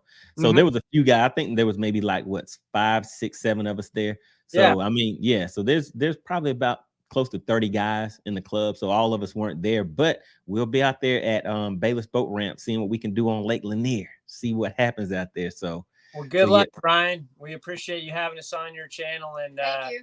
Obviously, awesome job. I love all the content. We love your live streams. We've been watching them. So keep up the good work, man. And hopefully we'll be on here soon. Gotcha. Oh yeah, and we'll have to get out there on the lake one day too. So we'll get together and do some things. And we got to get out on the lake with LJ. I mean, me and LJ been trying to get out on the water for a while too. Looks like he's trying to meet up with you guys on the lake too. He's trying to meet up with me. Okay. All right. So yeah, we got to make it happen. We're gonna have the drop shot master versus the drop shot Jedi on the front of the boat and see who can catch him. Right? Who's your money on, MoneyBass? Oh, this is gonna be a tough one. I mean, I've seen Chad out there, but see, I think LJ might throw him off a little bit with all this trash talking and get him, kind of discombobulate him. Hey, listen, if anybody knows about trash talking, it's this guy. He plays b-ball, so he knows it. Oh, okay, all right. Look at that comments right there. Doesn't affect this guy. Look at him. Did that affect him? All right. Sounds good, guys. Sounds all right, real good. Appreciate it. Thanks for having us on. Oh, yeah. Thanks for stopping in, guys. Really appreciate it. Bye, MoneyBass. All right. See you later. All right. There we go, guys. We had the Epic Boys stepping into the live stream. What did you guys think about that? So that is kind of what we were talking about, the future of fishing. So you guys see the steps. So he's just starting out. He isn't even in high school yet, but he has some connections to where he's able to get started a little early. Always a good thing. And you see his dad's right there next to him, just helping support his ambition, his dreams and everything. And that is what it's all about, guys, building a community, just helping each other out, whether we're out on the water, having a little bit of trash talk. You know how we do in here, guys. Always looking to have a good time. So let's see what else we have in the chat, guys. Let me just get caught up real quick. Then I see we have some more people stepping into the live stream. So we just finished the How Would You Fish It segment. So let me just hop back into the chat and see where we were at. Just want to make sure I didn't miss anybody. Let's just double check and see. All right, hold on 1 second, guys. Just bear with me. Just give me a second. All right, here we go. Let's hop right here. So Darren Pearson, he said, yeah, this is the day the paper graphs. So we were talking about the paper graphs at that point. So that's when we were going over the video clips. And let's see. Let me just get caught up, guys. Just bear with me real quick. All right, so this is the other thing. So we have Gopher Hayes. He is saying, Mark Scott in Green Bay area. I'm kind of jealous of the Lake Erie location. So that is the other thing that I mentioned, guys, is just make sure you get active in the comment section, whether you have Garmin, whether you have Lowrance or Humminbird units. We're all out here just to learn and get better out on the water. There are people in here that run all three of those units. Some guys actually have all three on their boat. So regardless of what unit you're working with, always put your questions, comments, and suggestions in the comment section. It will help somebody out. All right, and let's see who else we have stepping into the live stream. Just got to get my place back, guys. So we have Thomas says, go for your love your partner. You sure don't want one bringing in less than you. So yeah, so there we go, guys. We were talking about that tournament fishing. All right, and here we go. Here's something for the Epic Boys. He's Michael 10, aka 1010. He says, I like the Epic Boys hat. The colors match the jersey and boat. There you go. Yeah, good deal. All right, so I think he watches the channel, guys. He might be one of your subscribers. All right, then Gopher says, I do love him. Friends for 30 years. We're both competitive. All right, so yeah, so guys, they're having a conversation in the comment section. Good deal. Let me see. All right, so let me just get through a few more of these comments. I see you guys are getting very active in the comments, which is always a good thing. So what I'll do is I'll just go through these comments real quick, and then I think what we can do for some of you guys, if you guys weren't here for the video footage yesterday, what I will do is just pull up a little bit of the live imaging from yesterday whenever I was casting the lures out and just tracking those lures. That is something that seems like a lot of the guys were interested in, so we'll take a look at that. And also, if you guys have any additional comments, questions about the topic, just make sure you continue to get active in the comment section. All right, so Joseph says, absolutely awesome to see little dude's enthusiasm. That is exactly what I was talking about, guys. So we are still living through him. He may not realize that, but when we're listening to him, listening to that excitement, that's why I was asking, how do you feel when you wake up in the morning? What are you thinking whenever you're casting over here doing those things? All of that stuff, it just kind of brings back those memories, and we're living through that, guys. Very, very good deal. All right, then we have LJ says, LJ here, what's up, Epic Boys? And we talked about that Epic Flash. Make sure you guys head over to lanierbaits.com. Just check out those lures and things that they have on that site. Some good stuff on there. All right, and he says we named that color after them, so we did talk about that. You tell him, Nick, hey, Chad, when are we going? All right, so yeah, so we're trying to link up. Yeah, LJ, I want to get out there on the water with you too, man. Let's see what's going on. All right, so he says casting is overrated because LJ is out there in that deep water. He knows how to get those fish to bite that Damiki rig, that spoon, that drop shot. Can't forget that. All right. Then Michael says, I'm the North Carolina drop shot ninja. I've caught 12 largemouth over 10 pounds. Wow, man. On Lake X. Man, we need to know what Lake X is. He says, use the drop shot on 6-pound P line. Good deal. Good deal.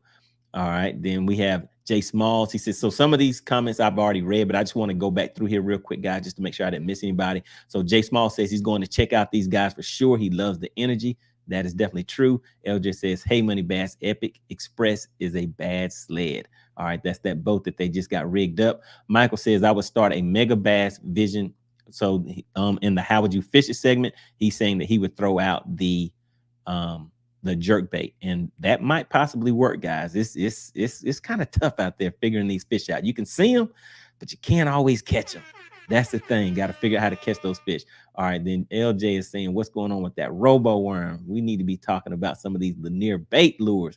All right, then of course Chad was talking about the jig. We all know jigs catch those big fish. If you're somebody that can master that technique right there, you may be casting some checks in some tournaments. All right, then LJ's tip was the 5-inch fruity and Amy Gill or green pumpkin jade are great on the shaky head. All right, and he was saying, don't listen to us, man. Don't listen to what we have to say. All right, and let me see. So yeah, you guys need to go back and see if you can find that little secret tip that LJ put in there for us. All right, so let me just continue going through here. I'm just trying to get caught up and find the spot where we had left off, guys. All right, so let's see. Just bear with me. And another thing, keep in mind, guys, I do have the merch available. So I have the hats, the hoodies, and also these gaiters. I just got the blue one set up. So you guys can take a look at those. I know some of you guys have purchased the hats and the hoodies, but this is something else that you can keep in mind. I do have those gaiters available now. So always good thing to have for backup on those cold days when you're trying to run across that lake on the running about 70 miles an hour on that lake. All right, so let's see where were we at, LJ. All right, hold on 1 second, guys. Just bear with me. All right, yeah, I see you guys are getting very active in the comment section. Oh no, guys. All right, so I guess I talked him up. He said this is Chicken Hawk, guys. We have Chicken Hawk. I knew if I mentioned his name too many times, he might pop up in here, but he says you need to figure out how to get out on Logan Martin to get that brake job. Uh-oh. I'm gonna have to drop this link and get Chicken Hawk up here on this screen so we can kind of talk about this a little bit. And we're gonna do the how would you fish it segment and see what Chicken Hawk has to say and see what you guys think about Chicken Hawk. Because hey, do you guys remember the live stream where he was on here talking about his 50% cast to catch ratio? That was crazy. But you never know what Chicken Hawk is up to. But hopefully he's still in the chat. I'll bring him up. But let me get through these messages real quick, and then I will drop that link. Actually, let me go ahead and pull up this link. So, hey, maybe let me drop this in here. And Chicken Hawk, if you are still in the chat, I just dropped that link. Hit that link, and I'll go ahead and bring you up so we can talk about this Logan Martin thing, because the guys were asking about you yesterday. They were like, when is this MoneyBass Chicken Hawk thing going to take place? We have to make it happen. So, hey, we can start making some plans for it and get it cracking. We can get this thing going. All right. And let's see. Hold on 1 second. All right, here we go. Okay, there we go, guys. All right, that's it. Okay, here we go. So Gopher Hayes says Mega Bass, Hayes Dong, Smallmouth, and Walleye Killer. Okay, so that was that Mega Bass bait that we were talking about. And LJ says, in regards to having Chad come back and give some updates. All right, that is a good deal. He says that would be awesome. Lanier Bates has started going after all the middle school and high school teams. There you go. So yeah, we can all work together and make some things happen, guys. All right, so he says y'all come to Captain Mac's show this Saturday. Man, I want to make it to that show, but I think it ends at 5 if that's correct. So yeah, put the hours and the location if you can in there, LJ, so the guys can check that out. Hopefully I'll be able to swing by there after my tournament, depending on what time that show ends, but I would love to come by there and check out some few things. And I might have to get a pack of that Epic Flash before Saturday. See what those things do out there on the lake. All right. So we have Vernon Neal says LJ is tuning in via Facebook. Oh, he sure is. Look at that. I didn't even realize that. Yeah. So we are live on Facebook, guys. So shout out to everybody that is watching and supporting from Facebook. I'm doing this YouTube live stream thing. Apparently I'm doing the Facebook live stream thing too, guys. So I'm getting used to all of this. So guys are sending me messages on Facebook, on some of the different social media, and I'm getting used to it. So if I don't reply back, guys, do not take it personal. It's just that I'm trying to figure out how to use these different social media platforms. All right. So we have LJ. He says, let me see, me and Chad against Nick and Ryan. Oh, yeah. I think we might have to do that. I think we might have to do that one right there. All right. He says, good guys right there. That is true. All right, then yeah. So okay, guys, we got Chicken Hawk. We're gonna bring up Chicken Hawk. Just give me just a second. Let me zoom through. I'm gonna read through these comments real quick. Then I will pull up Chicken Hawk. Then we're gonna pull up some more footage and just see what he has to say about it. See what he has to say about that. All right, we have Michael talking about how's the hawk. Come on, Michael, don't get him started. James Harmon says, Vernon, I'm on YouTube now. Look at LJ. LJ switching back and forth. He's all over the place. All right. Joseph says, occasion the hawk. Sam, I keep that Yosemite Sam strong, waiting to buck on them when they come down here. They're going to need super swampers and 4 low to follow me. Wait a minute. Joseph isn't from... He doesn't know anything about those swamps down there, does he? What is he talking about? All right, James Harmon says Lake X is the tank at Bass Pro Shops. Uh-oh. You can't be talking about 10-10 like that. He'll take one of those 10 pounders and throw it at you, LJ. All right, Jay Small says, is anyone near Delaware? Whoa, so you're way up there. Man, it's nice and sunny up there right now, right? Just joking. All right, so Gopher says, I'm mainly a walleye fisherman, but love watching bass vids and hanging out in bass podcasts. Bass tournament fishermen lead the way in understanding technology and new products. All right, good deal. All right, so LJ says, you drinking some Boone's Farm in that big glass. Hey, man, this is a tactical cup. That's what this is. This is a tactical bass fishing cup. I think I have a link in the description if you want to pick one up. But yeah, everybody needs a tactical bass fishing cup. All right, so let's see. Michael says, James, it's Cabela's tank in Greenville, South Carolina. Uh-oh, you can't give away where Lake X is. All right, LJ says, Hawk is still catching all those 2 fish back-to-back still. Uh-oh. We have some people that was in here familiar with that 50% catch ratio. All right, Vernon Neal says, LJ, with a name like Dropshot Jedi, we need to see your comments. Oh, yeah, he's in the comments. All right, then we have Harry. Put some respect on the Hawk's name. Come on, man. All right, so the event that's going on is at Jim Ellis Buick GMC Mall, Georgia, from 8:30 a.m. to 5 p.m., guys. So if you're interested in stopping and taking a look at that, there you go. So you can see some of the guys. All right, so we have Jay Small says, still getting them. Just put a citation on the wall, baby. Cold is all get out. Oh, yeah, that is right. That's right. All right, so let's see, guys, what is about to happen here. We have coming to the live stream none other than Chicken Hawk. What are you doing in these YouTube streets? Wait a minute. Hey, the brake job mechanic Hawk. That's right. Get it down. I'm a brake job mechanic. That's what I said. Look, you know what? I might as well just go with what I am. I go out there, I bust head, then I got to do a brake job. I'm the brake job mechanic, baby. But wait a minute, why you have to bust heads? Why does fishing have to be violent? I mean, it's a violent sport, man. I'm a full contact type guy, man.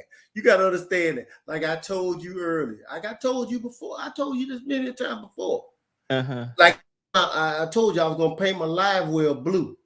Right? Why is that? Why does it need to be blue? Because it's gonna be the tent.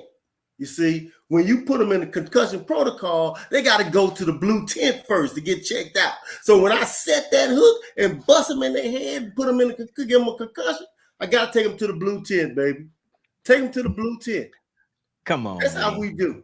That's how we do. Wait put a minute. them in the protocol. Did you see the beginning of the live stream? We were talking about camaraderie, the love of fishing. Building community, and you come in here with a Duralast up there talking about beating the brakes off people. Hey, I mean that's the camaraderie. Think about it. You know, it would be bad if I beat the brakes off of you and then just left you on the side of the road somewhere. I at least put a new set on, but you got to take that beat. You got to take that beat. I can't stop that, but I will at least hang around and put a new set on for you to get back home. Well, look, this is what we're going to do. We're going to do a special How Would You Fish It segment. I'm going to pull this footage up here. We're going to take a look at it. We're going to see what Chicken Hawk has. You may put those glasses back on so you can see what's going on. Hey, man, I can see, baby. I can see. I got eyes like a hawk. Remember that. All right, so we're going to pull this up. We're going to take a look at this. And then some guys in here. I don't see anybody bringing it up tonight. But last night, they were asking about this Logan Martin thing. And you talking about this Duralast and beating the brakes off people. Well, you know, the one thing I do notice, though, I have noticed a lot. That, you know, bring other people on. And you're like, oh, yeah, you know, I need to get out and go out on the lake. Would you get out and go to this lake, go to that lake. But every time we talk about Logan Martin, we have some problems.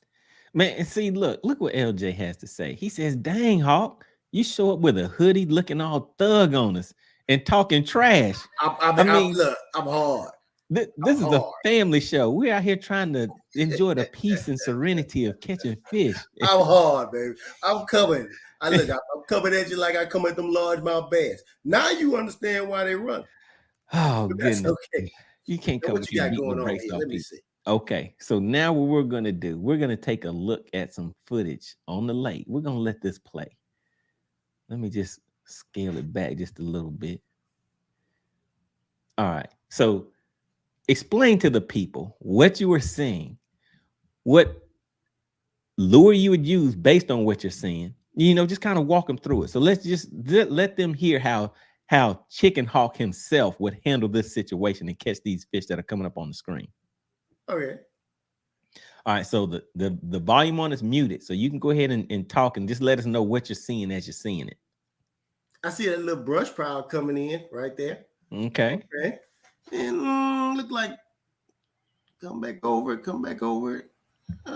Look like there's maybe something up on it, or like right there in between in the middle.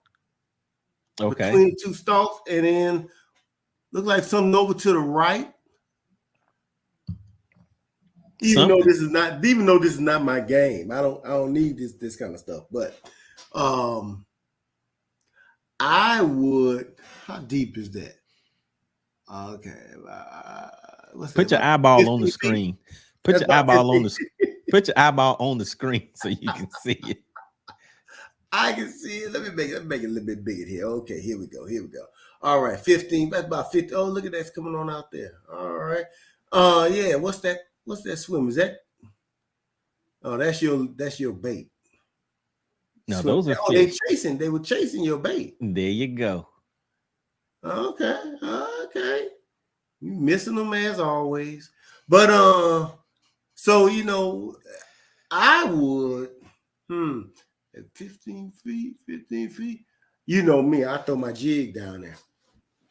I told you about my swim jig, right? You get all that action out of a swim jig, right? Listen, the last time you talked about a jig, you came on here saying, I'd hop it. I'd hop it. I'd drag it. I'd hop it. And I swim it. You kept repeating that for like 10 minutes. And because I mean, people were how falling asleep. You were like, I hop it. I skip it.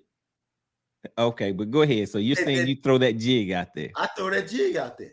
Because if I want to slow that down. Now, again, I could throw, you know me, I love a shaky head. Okay. I could throw a shaky head and kind of just try to swim it across or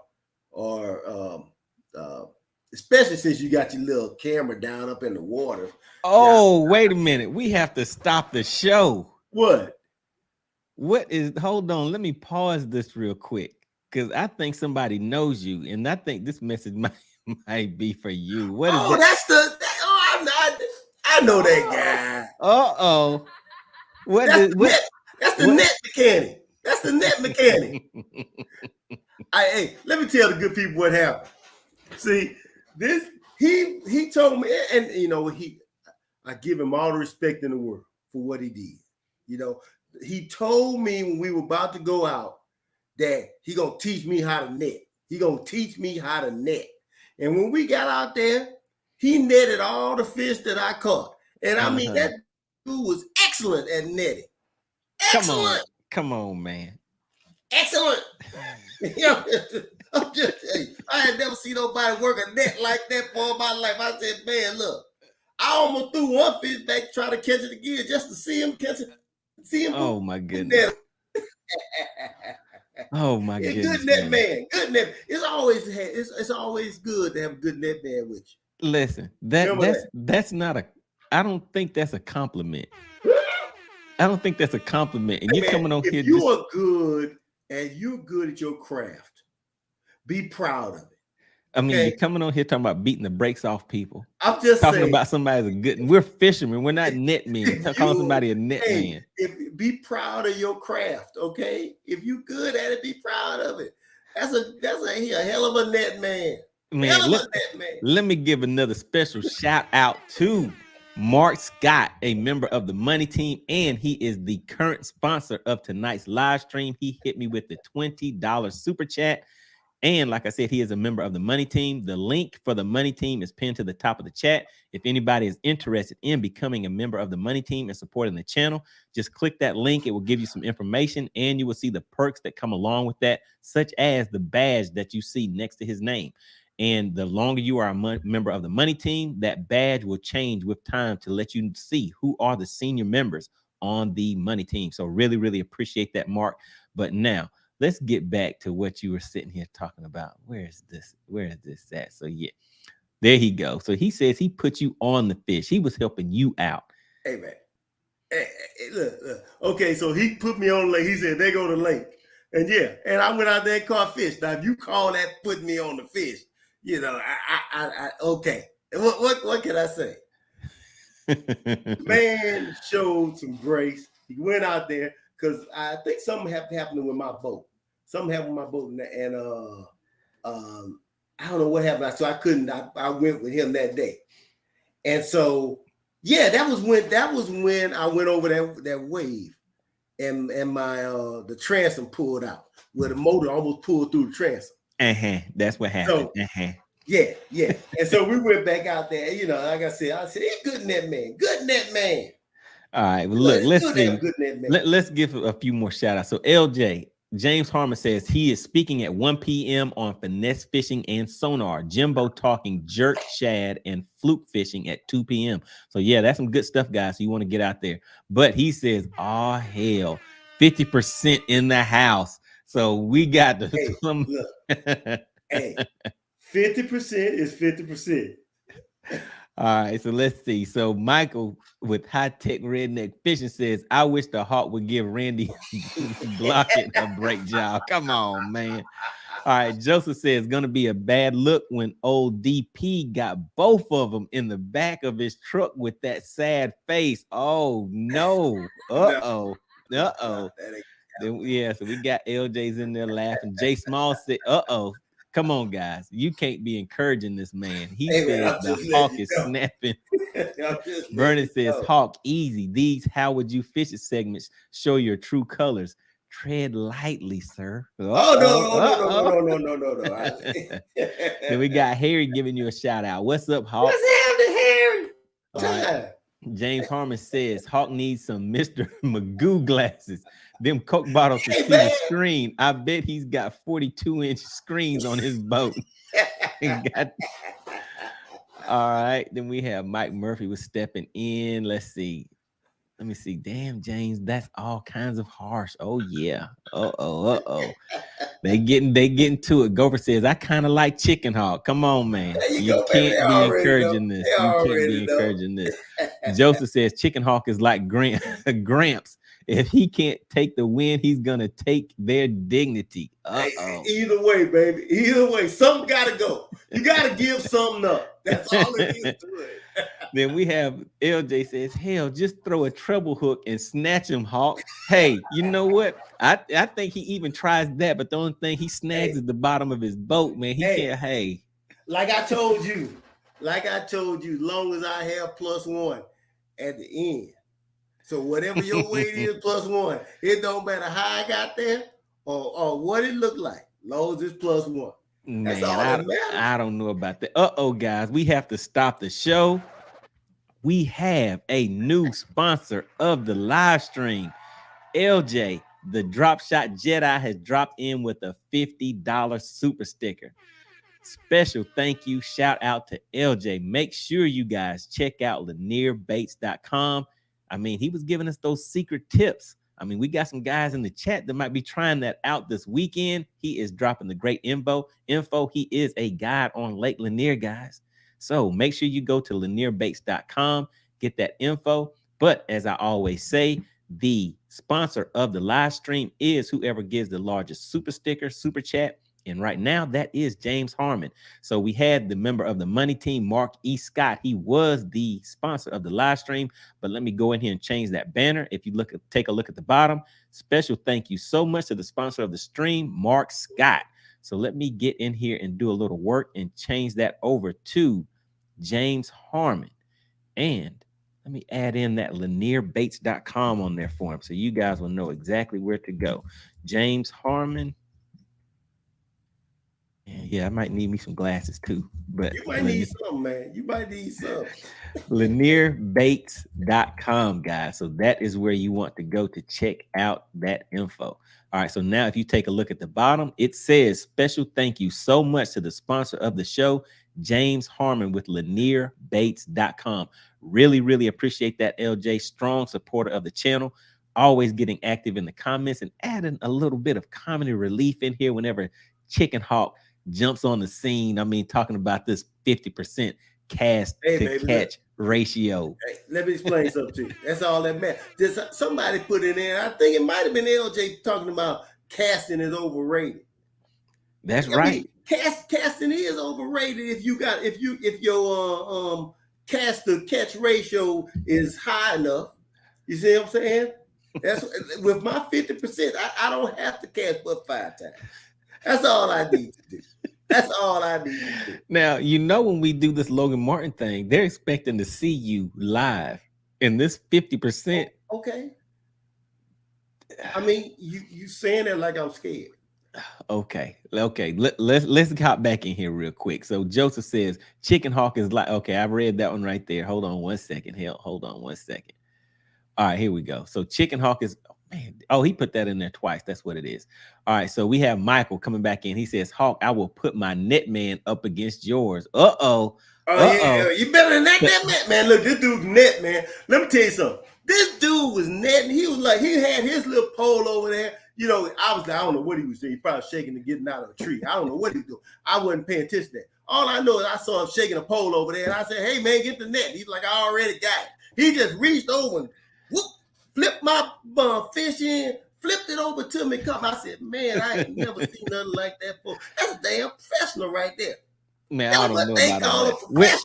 Where's the footage? Where's the footage? Mike Murphy's coming back in here. Look what he's saying. He says, I was guiding since your day one was 0 fish in your boat. Oh, I don't know about all that. We can pull the records up on that. All right, let's see. Joseph says, don't even know what a net is. Boat flipping everything. Oh, okay. He handled it like a man out there. He's coming in boat flipping everything. And you know what? You can do that. Oh, what Pat 3? We got Pat 23B checking in, talking about Hawk. How do you fish the jig? I'm taking notes. You know how I do it. You know how I do it. Listen, Pat was out there. Pat was out there when I became a jig man. But listen, he's taking notes, but he's writing with the eraser. No, he ain't writing with the eraser. He's using the pencil upside down, taking notes. All right, so let's see who else we have. All right, another special shout out to LJ. He is the current sponsor of the live stream, guys. Really, really appreciate it, LJ. All right, then Gopher says, glass so thick he can see the future. Oh, man, come on. Let me explain something. Let me tell you, I want you read that statement right above my head. Duralast, brake pads and rotors that fit every customer. That's how I do, baby. I got to fit you. That's how I got the ones to fit you. Remember that. Man, LJ talking about, man, this is $50 worth of comedy. You out here talking about this 50% catch ratio. Mike Murphy. Okay, Mike Murphy knows LJ. LJ is a great guide and sonar teacher. There you go. So you're getting co-signed on here. All right. Mike Murphy says bluegills don't count. And then neither do catfish. Because what y'all talking about? Because Chicken Hawk out there catching catfish and bluegills during a bass tournament. Come on, man. Don't be trying to weigh in no bluegills anymore, man. All right, so then we have LJ says, yeah, we need to go back to that 50% stuff again. Here I was thinking he was talking about 100 casts and it ends up being 5 casts or 2.5 fish.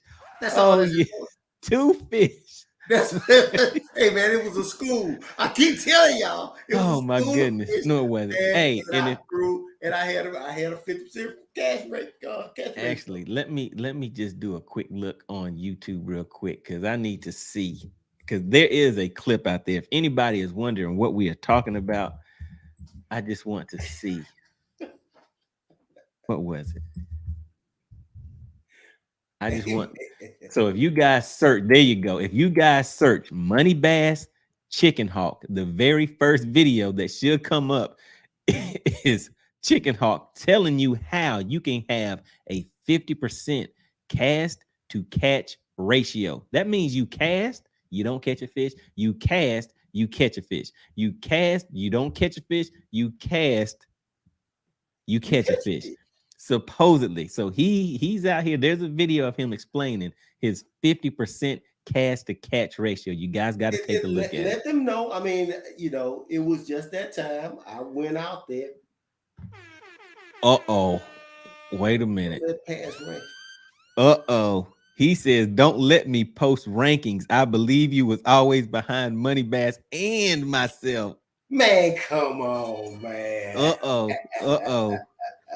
All right. So James LJ says Pat almost messed his pants when he hit the water with a toad on a swim bait out in the middle of the lake. Oh, that doesn't sound too good. Gopher Hay says the Hawk needs a co-host. Needs two co-hosts. No, two co-hosts. I don't know about that. LJ says, man, last week was a comedy classic. Man, that 50% cash ratio. Man, So that yeah, was facts, man. That was facts. You just gotta accept it. no, man. He's saying that was classic, but no, you know what that was? That's what that was. Go ahead and read that one. What, emotional damage? That is exactly what was taking place last week.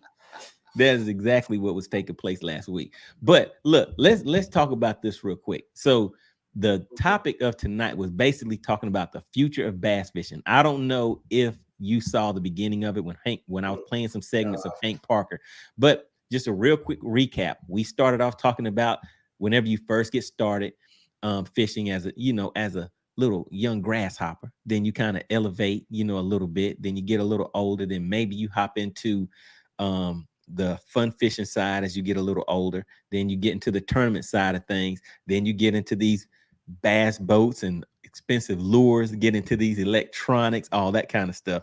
So what do you think about the future of bass fishing when it comes to that? Because the other thing he mentioned is back in the day when they used to use flashers and everything, and people were like, oh, this is the end of the world. I mean, now they can see what's going on under the water. This is going to be the end of bass fishing.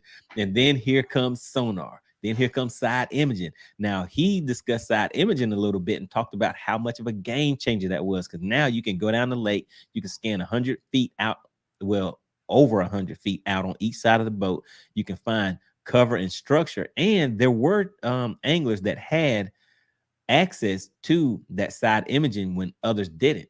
So there were anglers out there that were making the name, but they had technology that other people didn't even know existed. And as that became introduced to the masses, now everybody's out there on that level playing field again. So now coming all the way up to live imaging, we have people out here that just don't want to take the time to learn how to use new technology because they're still actually using a flasher or nothing at all and complaining about the people that take the time to, kind of step it up a little bit. Complaining about the people. We're just saying, look, I think what's going to end up happening is because of the technology, okay? Is that the technology? What did Joseph say? Member of the money team. That's right. He says Hawk doesn't need no livescope. He has got them custom fit specs. You damn right. And you know what? I see him. I see when I'm out there, when I bust them heads. When I bust them heads, we don't have that problem. I'm the brake job mechanic. Remember that. All right, and so before we get into that, let's see. Chicken Hawk, tell them about you had a Spro frog on a drop shot in 50 feet of water. Oh, no. That wasn't me. Y'all made that man No, wait a minute. LJ, can you fish? Well, LJ might be able to make it work, but LJ, do you think that Chicken Hawk could catch a fish using a frog in 50 feet of water? Oh man! Don't put that one on me. Don't put that one on me. All right, so look who we have coming in here. Let's add somebody on. Let's bring Harry up here for a few minutes and see what he has to say. What is going on here? How's everything going, man? Good. What's going on, buddy? What's up, the Hawk? Hey, man, just trying to keep this dude over here right. You're gonna have to bring it. You've been singing it, for a little bit. You better bring it this year. Hey, I've been trying to get this dude on the water. I mean, I told him, look, a puddle, a ditch, it don't matter. It doesn't matter. Anywhere where some water, okay? Oh, I know. You know I've had your back, but the last video I saw, he was doing a little bit of this. Nah, he wasn't doing that. I let him go a little bit. I took him out of his game with my 50%. He doesn't understand math. So he doesn't about 50% catch ratio. It just blew his mind. Were you on here for that, Harry? Did you see that? Yes. When he talked about this 50%. So hold on. Go ahead and back him up on that, Harry. Back him up on since you heard it. I plead the fifth. You know, that's all I gotta say. Hey, it was 50%. Look, he was fishing like Money. You know, Money was catching them stick fish. He must have been catching them minnows in the bucket, putting on the bottom, on the hook. Half of them got on the hook, half of them got back in the lake. He trying to help you out, Chicken Hawk. I mean, but that 50% cast to catch ratio. Yeah, that was it, baby. There you go. You know how it is. If they're schooling, you can do it for about 5 minutes, and then that's about it. No, that's not what Chicken Hawk said. He is the man. So that when he comes back, that hat's probably gonna say the Hawk 50%. This is what I'm saying. He asked, "Have I ever had a catch ratio like that?" And I said, "Yes." I said, "At school." I didn't say it was a whole day that I was out there. And I said, I had a school that swam through, and I had a 50% catch. Listen, that's the catch ratio. There was an entire live stream explaining the whole process over a tournament season, like a whole year, a season. And you came in talking about 5 casts. That's right. hey, you let me did that. Those some hell of a cast.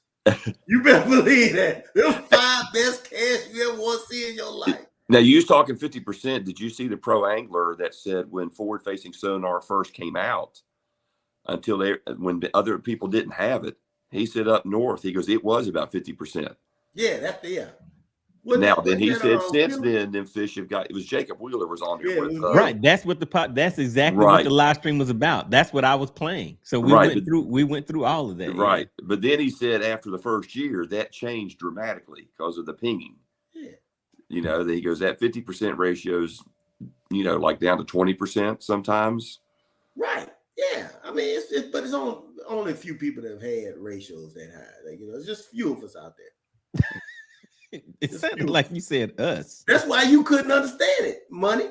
Did you? It sounded like you said there was a few of us. It sounded like you said unless you were did you sneeze when you were talking? Oh, I'm just saying. I mean, it was like, hey, you know, there's a few of us that had that. But, you know, it's not a lot of people that have experienced that. Like I told Money about a situation today about a fish being concussed. I said, you probably have never seen that. You know, I concuss them every time I set the hook. When they touch that hook, they're in the boat. They got to go to the protocol. They got to go to the protocol, go to the blue tent. I told him, Harry, I said, I'm gonna paint my live well blue. Because I'm gonna start calling my live well the blue tent. Put them in the protocol. Listen, nobody. That's what I need you to do. Put them in the protocol, baby. Listen. When I hit them, they come up. They don't know what. None of that. Just get on in the boat. Just get on the boat. I don't know what happened. I know what happened. You bit on the wrong hook. The wrong one. You bit on the money hook. Then you got a 50% chance of you're gonna get away with some food. So listen, let's get to what the guys want to know about. They're asking about this meetup, this Logan Martin thing you keep talking about. Now, yes. what we need is a campground and we need a location. So. Okay. So what month are you talking about taking the spanking, man? Crickets.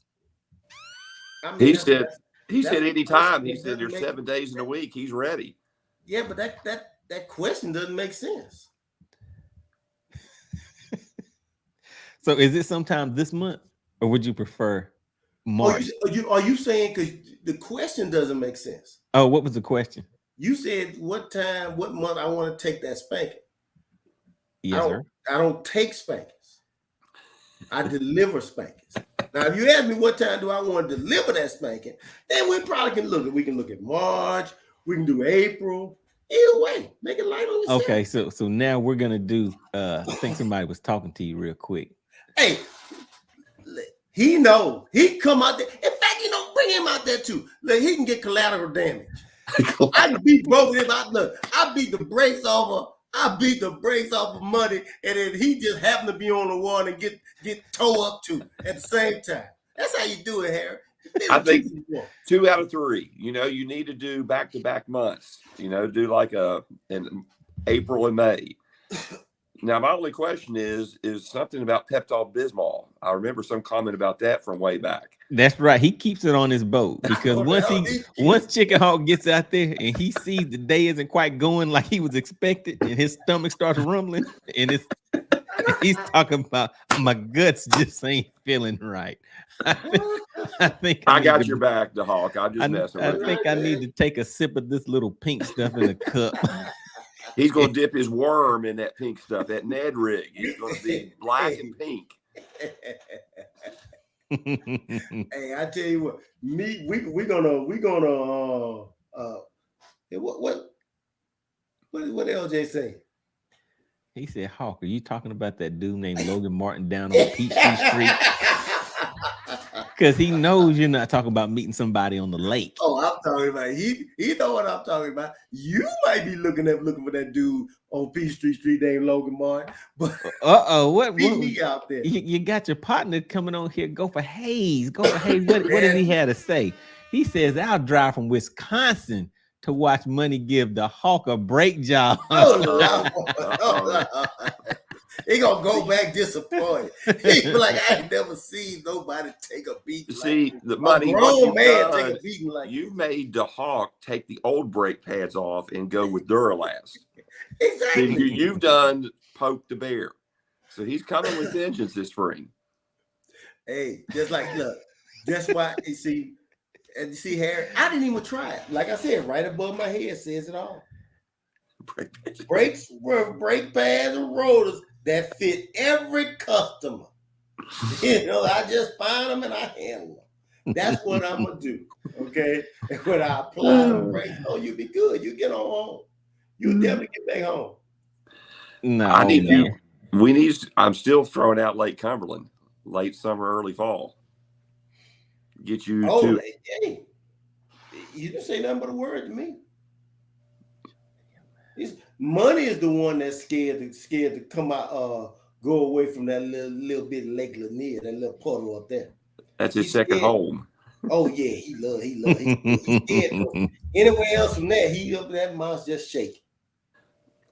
Well, there won't be as many stickfish up here at Lake Cumberland unless he goes back in the coves. Oh, okay. See, that's what he's scared about at Logan Martin. Listen, don't act like catch them 5-pound sticks. 5-pound branch. Listen, don't act like you guys haven't ever caught a stickfish before. Well, Money may have to go down from that double-digit line. I remember a discussion about 8-pound line, 6-pound line. Money's facial expressions change when he hears fishing line under 10 pounds. Exactly. He don't know how to play them. He don't understand finesse. He don't know how to finesse them. Power fisherman. He don't learn. You gotta finesse them, baby. You can roll up. I can roll up to a spot and just smell it and be like, I know it's fish up there. Hey, that was a great segment you had on earlier with the father and the son. I had to jump off the live cast for a little bit and was watching that, and that was cool. Oh yeah. So those are some good guys out here on the lake doing their thing on Lake Lanier. Epic Boys Fishing. So yeah, I'm subscribed to their channel. They have some good stuff on there. That's right. So yeah, we can definitely do that. Put the cameras on the boat and everything. I don't want you cutting out none of my footage. None of that old camera tricks, none of that. I don't want none of that going on. Show the people. I know it's gonna be embarrassing, and you're gonna feel real bad, but you gotta learn. You can show that you're the bigger man when you take a beat down and continue to show your face to the public. That makes you a bigger man. Makes you strong. That's what I need you to be, strong. I want you to come up here with that same smile, that same energy when you got that L hanging around your neck. You understand me? This is what we are dealing with, folks. There is Chicken Hawk, always bothering somebody. For y'all that do not know, this is exactly how he got his name. This is how the Chicken Hawk came about. That's great. Every tournament, I would turn around and look and be like, who is this guy hounding me, talking about he's gonna beat me the next time? The next time he's gonna get me, the next time. And I'm like, hey man, we just out here enjoying the lake, some camaraderie, having some fun. But no, here he comes pointing fingers and like, oh, you did it this time, but I'm gonna get you the next time. And I was like, goodness, man, this guy really reminds me of somebody, and I can't figure out who it is. So maybe 2 or 3 tournaments later, here he comes again. Oh, you did it this time, but I'm gonna get you next time. I'm like, this guy does not give up. I mean, you keep beating the brakes off of him, and he keeps coming back. You don't beat the brakes off. He always keeps coming back. And then one day he was talking. I was like, hold on, everybody. I know who it is. I know who he reminds me of. He reminds me of the Chicken Hawk. So that is how he got his name. He was always there. Always talking about, hey, man, I'm going to get you next time. Well, see, the Hawk is strategic. You noticed he waited till late in the podcast to come on, so DP probably wouldn't be on. That's He's right. already Oh yeah, you saw how DP got him kind of quiet last time when DP hopped. I had to come up and protect the Hawk. Yeah, You know? DP. Well, I'll jump off here. DP is an OG, so I try to give DP his due respect. That's right. All right, Harry, I really appreciate you hopping up on the live stream for a quick minute to try to give him some backup. But I don't know. We met out there on the lake. It ain't gonna be no saving him then. Well, all I gotta say is if he don't get the job done, he's got a partner. He's gonna tag in. All right. Oh, I'm gonna get the job done. I tell you what, after I get the job done, Harry, I'll let you beat up on him too. Oh, I get the leftovers. Too. Let's all get some. Get some sloppy seconds. Is that what we doing now? Me and my homies. That's how we do it. Me and my homies. All right, here. All right. It ain't no fun. I'll be talking. Hey, I may be picking your brains. I think that was who was that made that song? What's that? It was Snoop in there. It ain't no fun. Man, come on, man. This is a fishing show. That's right. All right, Harry. Get a little bit of that too, Harry. All right, Harry. Holler at me if you need some help with that live system, man. I will. All right. Have a good one, guys. All right, you too. And let me tell you something. Man, this is a family show. Look, I just talked about a song. You can put whatever you want to do in the song. Y'all go listen to it. In here corrupting the good peoples of the MoneyBass Nation. It ain't no fun. Let the homies get some. I'll bring them up there. But you know what? I'm not gonna let Mike Murphy get off the hook now. He said don't backpedal. I'm not backpedaling. I'm gonna beat his netting behind the next time I see him. Next time I see him on some water, it's gonna be over. I'm gonna break him off too. Look, he's talking about show up. There you go. And show out. I'm gonna show up and show out like I always do. All right. So Joseph says, Lisa, so to see this action, you're gonna need $50 for tickets and a pair of hip boots to get any on you. All right. Then we have Gopher says this dude is too much. Yeah, I mean, Chicken Hawk coming here. I mean, we're trying to, talk about some mega living, some fish catching, some talking about the kids and talking about the future of fishing. And here he comes talking about beating the brakes off people. All right, so Black Widow fishing. Go back to that last comment, because see, that's what I was. No, not that one. Not that one. That one right there? No. Wait, we was talking about the he was asking a question about with more electronics. I don't remember that one. It was after that, I believe. I don't see. But basically, he was asking a question with more electronics on the field do we think is going to change, like and more pressure on the lake? And that's what I didn't hear that last. I didn't see that part, but I did want to address that because I think that all that's going to do is all this electronic stuff is going to do is going to actually help me out in the long run. And how is that? It's because y'all gonna be all over the lake missing fish. You're gonna be missing fish all over the lake. And so at that point, you won't be pressuring those like individual spots that you're doing now. Okay. Oh, so I got it. So that has been your game plan. That's like a pool shark that just loses all the time on purpose. I don't lose all the time. So you But had I like do a set 10. people up. So you had like a 10-year game plan with this. No, I didn't have no 10. But let me explain something. So what's now it's all coming together. Your plan was like in 10 years. I'm tricking them right now, but in 10 years, how? When they least expect it, 10 years later. No.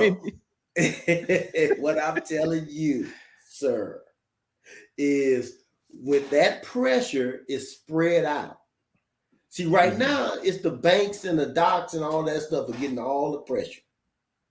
You know, you're going out there to your humps, you're going out there to your ditches and all that. It's not getting as much pressure. Now, here in Alabama at Gunnersville, they on the ledges like crazy, right? But the point, what I'm saying is, with all the electronics, people at least will be trying. They're going to move on out and try to catch in places. Okay. So that same amount of pressure is not going to be consolidated in one spot. It's going to be spread across the lake. Okay. You see what I'm saying? Now, you still going to be missing like you always do. But, but you can't even say you're getting choked up. Go ahead and drink some water. No, you're getting choked up even trying to say that. You still not going to catch fish. Let's see what Black Widow Fishing has to say. So Black Widow Fishing, a new subscriber. Well, I don't know if it's a new subscriber. Black Widow Fishing has stepped into the comment section saying, "Good evening, guys. Do y'all think as more and more anglers go to new technology, it will begin to pressure the non-pressure fish and make the bite more challenging, mainly smaller lakes?" And that's what I'm saying. So yes, you're going to get more pressure. I mean, fish going to adapt, right? They're going to adapt to the technology. They're going to adapt to this type of pressure that they're getting over time because you're catching and release. And so you will get into a situation. You got me all choked up. That's right. I'm getting over a cold. No, that ain't no cold. Listen. You didn't have a cold 5 minutes ago. How you get a cold? I did have a cold 5 minutes. I hadn't talked this much in days. Listen. You didn't have a cold 5 minutes ago. You just caught a cold 3 minutes ago, and now you're talking about you getting over a cold. That's how quick I move. Oh my goodness! I'm trying to tell you, man. I'm a phenom. Okay. So look, this is what we're gonna do, man. Let me get through these comments real quick. And because we've been rolling for about 2 hours strong, guys. So I'm gonna read these comments real quick, and then while I'm going through this, just think about this date that we're talking about for this Logan Martin thing, and then we're gonna go ahead. So you're gonna actually show up? I'm gonna show up, do what I do, come back home, and then I think I'll take those funds and go to. I might go and buy some Lanier baits with the money that I collect from you at Logan Martin. No, in fact, you know what I might do? What's that? What I might do with the money? I might take the money from you, put it back in your hand, and make you go to the near base for me and have LJ pick it out, and y'all work it out at the cash register, and then you send me the bait and my change. Oh, that's how I'm gonna handle it. Well, let's see what LJ has to say. He says, "Oh, great, we'll have to watch you find the toilet 6 times during the day on the video because you'll be rolling around with that Pepto." Then Mike Murphy, he's still in action. Mike Murphy is on Facebook. All right, guys. So yeah, shout out to the Facebook crew. All right, he says his shop is closed. All right, Gopher Hayes says this hairy and hawk fish in your club. So Chicken Hawk was in the club. He is in the club. He's not in the club. I mean, Chicken Hawk, he'll say he's going to be there, but then once he knows that break job is waiting for him, then he's probably not going to show up. Then we have Mike Murphy says Black Widow fish. All right. I don't know what you guys are talking about in the chat. Vernon Neal says Logan Martin is 11 hours from my house here in Texas. It's almost worth the drive to come watch you guys go at it.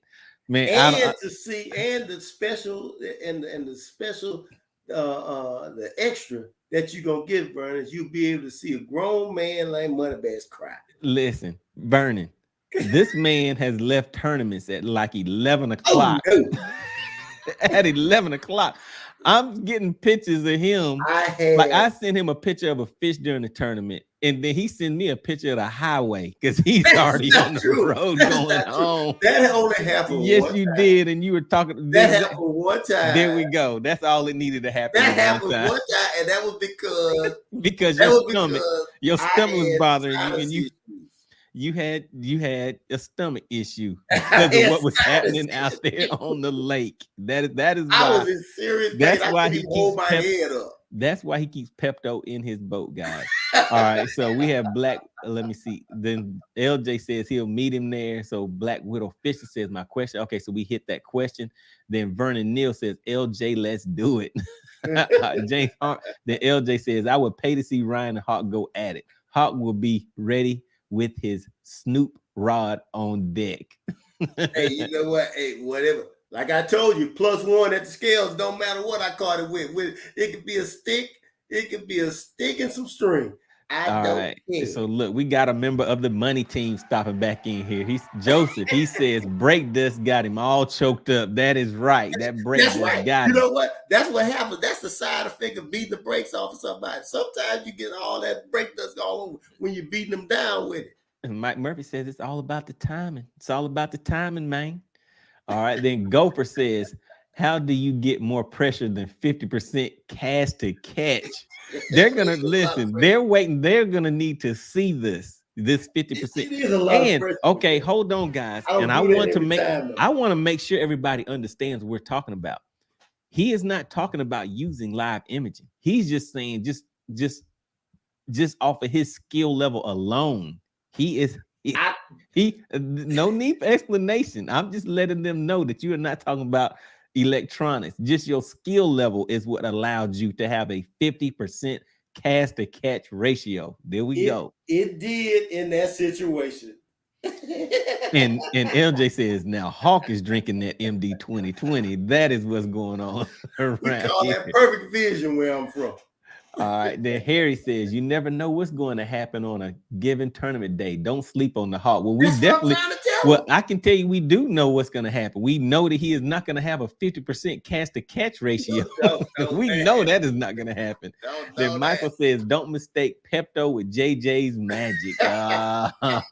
He has that too, but JJ's magic is good, but for some reason it just doesn't work for the Hawk. We don't know what is going on out there.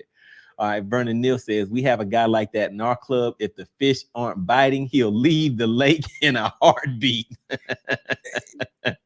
So, Vernon, when the guy leaves, what does he say is the reason? Does he say, oh, I had a family emergency? I left one time. I had a family emergency. And then when you see him leaving, you see him spill some Pepto on the ground and be like, oh, his stomach started bothering him. I left one time and I told you I was sick. I mean, my head from the sinuses.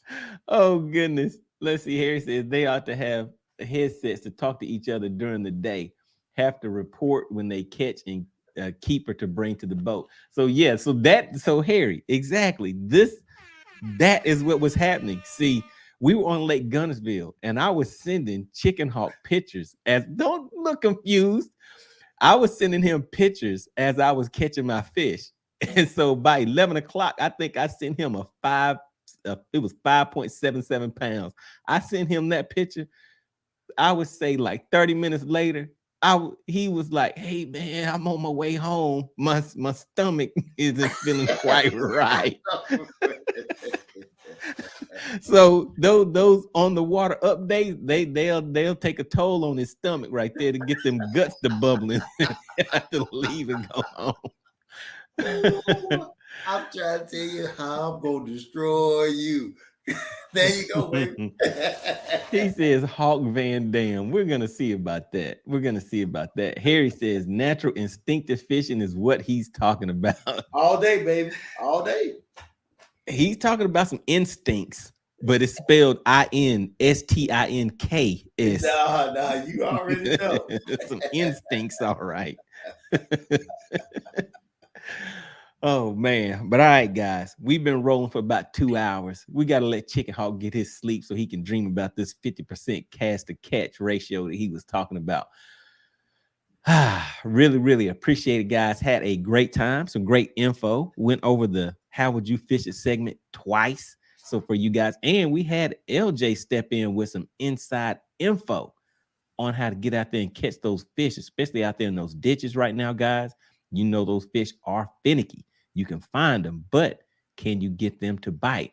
So want to give a special shout out to Mark Scott, strong member of the channel, and he is also a member of the Money Team.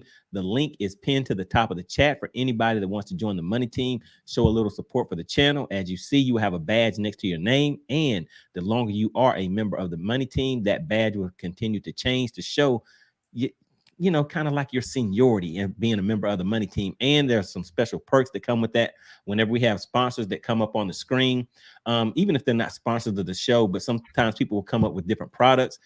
We'll send some of those products to members of the Money Team, have them go out there on the lake, test them out, come back and let us know how things were going with that. And again, oh goodness, what is Chicken Hawk doing now? Just you know, you don't understand. What is he talking about? What is he talking about? See, all right, let's see. So we had, let's see. So LJ says, so you're saying I need to get the Hawk a Charmin Extra Soft sponsorship. Hey, it's gonna need to change from something to this. Okay, so look, one of the bets is gonna be if he loses, then he cannot watch football for 1 year. Oh, you lost your mind. What's the problem? What? Football don't have nothing to do with this. You leave football. But you're gonna beat I see Durlash behind your head. You're gonna beat the brakes off of me. So what's the problem? I am. What's the problem? Just like Harry said, you know, you just never know on any day. So you might come in and have me buy a house. I mean, those things can happen. Well, Harry did say that we need to do it 3 times then. So if once I stomp you 3 out of 3, no football. Oh, you ain't gonna beat me. I mean, come on. Okay, so then that's on the table then. No football. You have to start watching men's tennis. You can't even have the enjoyment of watching women's tennis. You gotta watch men's tennis. And give us weekly reports on who's doing what and stats and all. All right, so there you have it, guys. Let's see. So Vernon Neal says, good stuff, guys. Be blessed. All right, yes, we're going to go ahead and close it out, guys. LJ says, always fun, always a fun time, guys. Yeah, definitely. Really appreciate it. LJ, the sponsor of the live stream. If you guys take a look at the bottom, special thank you so much to the sponsor of the live stream, James Harmon with lanierbaits.com, guys. Make sure you go and check out that website, pick up some baits. Definitely a good thing during these winter ditch fishing times. We have Joseph. He says, good show. Deuces, fellas. Stay safe and tight lines. All right. Black Widow Fisher says, keep it coming. All right. Black Widow says, CGO. All right. Got to go. All right. LJ says, Hawk's going to pull a muscle. He's going to pull something. He's going to pull something to be on his way driving home. So I don't know if y'all want to drive 10 hours to come and see somebody drive home. Hey, man, that's why I stretch. See? When you gotta stretch like this, especially when you so you can get in protocol. So you can get in the truck and turn the steering wheel. You got to be stretched out. Protocol, baby. It takes somebody got to stretch it out. Oh man, hold on. So Vernon Neal says, LJ, if you're ever in Texas, we need to hit the lake. I need some drop shot training. There you go, guys. But hold on, take a look at this. Please let me get a piece of that fried chicken when y'all figure out a day. I want the fish. I want a piece of that. We're gonna make sure we're making sure that dude right there. Oh my goodness. And he been holding them same 3 fish up for 5 years now. So we definitely gonna do that. Oh man. All right, guys. So want to give a special shout out to the sponsor of the live stream. Each week, whoever gives the largest super chat, super sticker during the live stream is the sponsor of the live stream. This week, this live stream, it was James Harmon with Lanier Baits, LJ, the Drop Shot Jedi. There you go at the bottom of the screen. James Harmon, LanierBaits.com. Special shout out. Really, really appreciate it. All right, guys. So I'm going to let Chicken Hawk kind of marinate on that date for Logan Martin. And maybe we'll talk about it next week and see what he has to say. But you notice how he's kind of being quiet, guys. I'm not quiet. You notice how we didn't get a date. But yeah, so we'll talk about that next week and see what you guys have to say. Every customer, baby. Every customer. I Hawk, I'll holler at you. All right, guys. Really, really appreciate it. Had a great time on the live stream. Join us every Tuesday, 8 p.m. Always a great time. Always having fun. Always trying to bring value in some type of way to the live streams. If you guys have any topics, any hot topics, or any subject matter that you want to touch on, make sure you hit me on my Instagram at official MoneyBass. My Instagram is at official MoneyBass. So hit me on that, or just drop a comment in the comment section on one of the videos. I do respond back to all of my comments. I do have somebody out there waiting for a reply. They were asking about the 360 and how to get the either the waypoints or the water depth on the screen. So I will get back to you on that. Just hadn't had some time to get out there, and I did forget last time I was on the water, but I will get that to you. As always, guys, had a great time. I will see you guys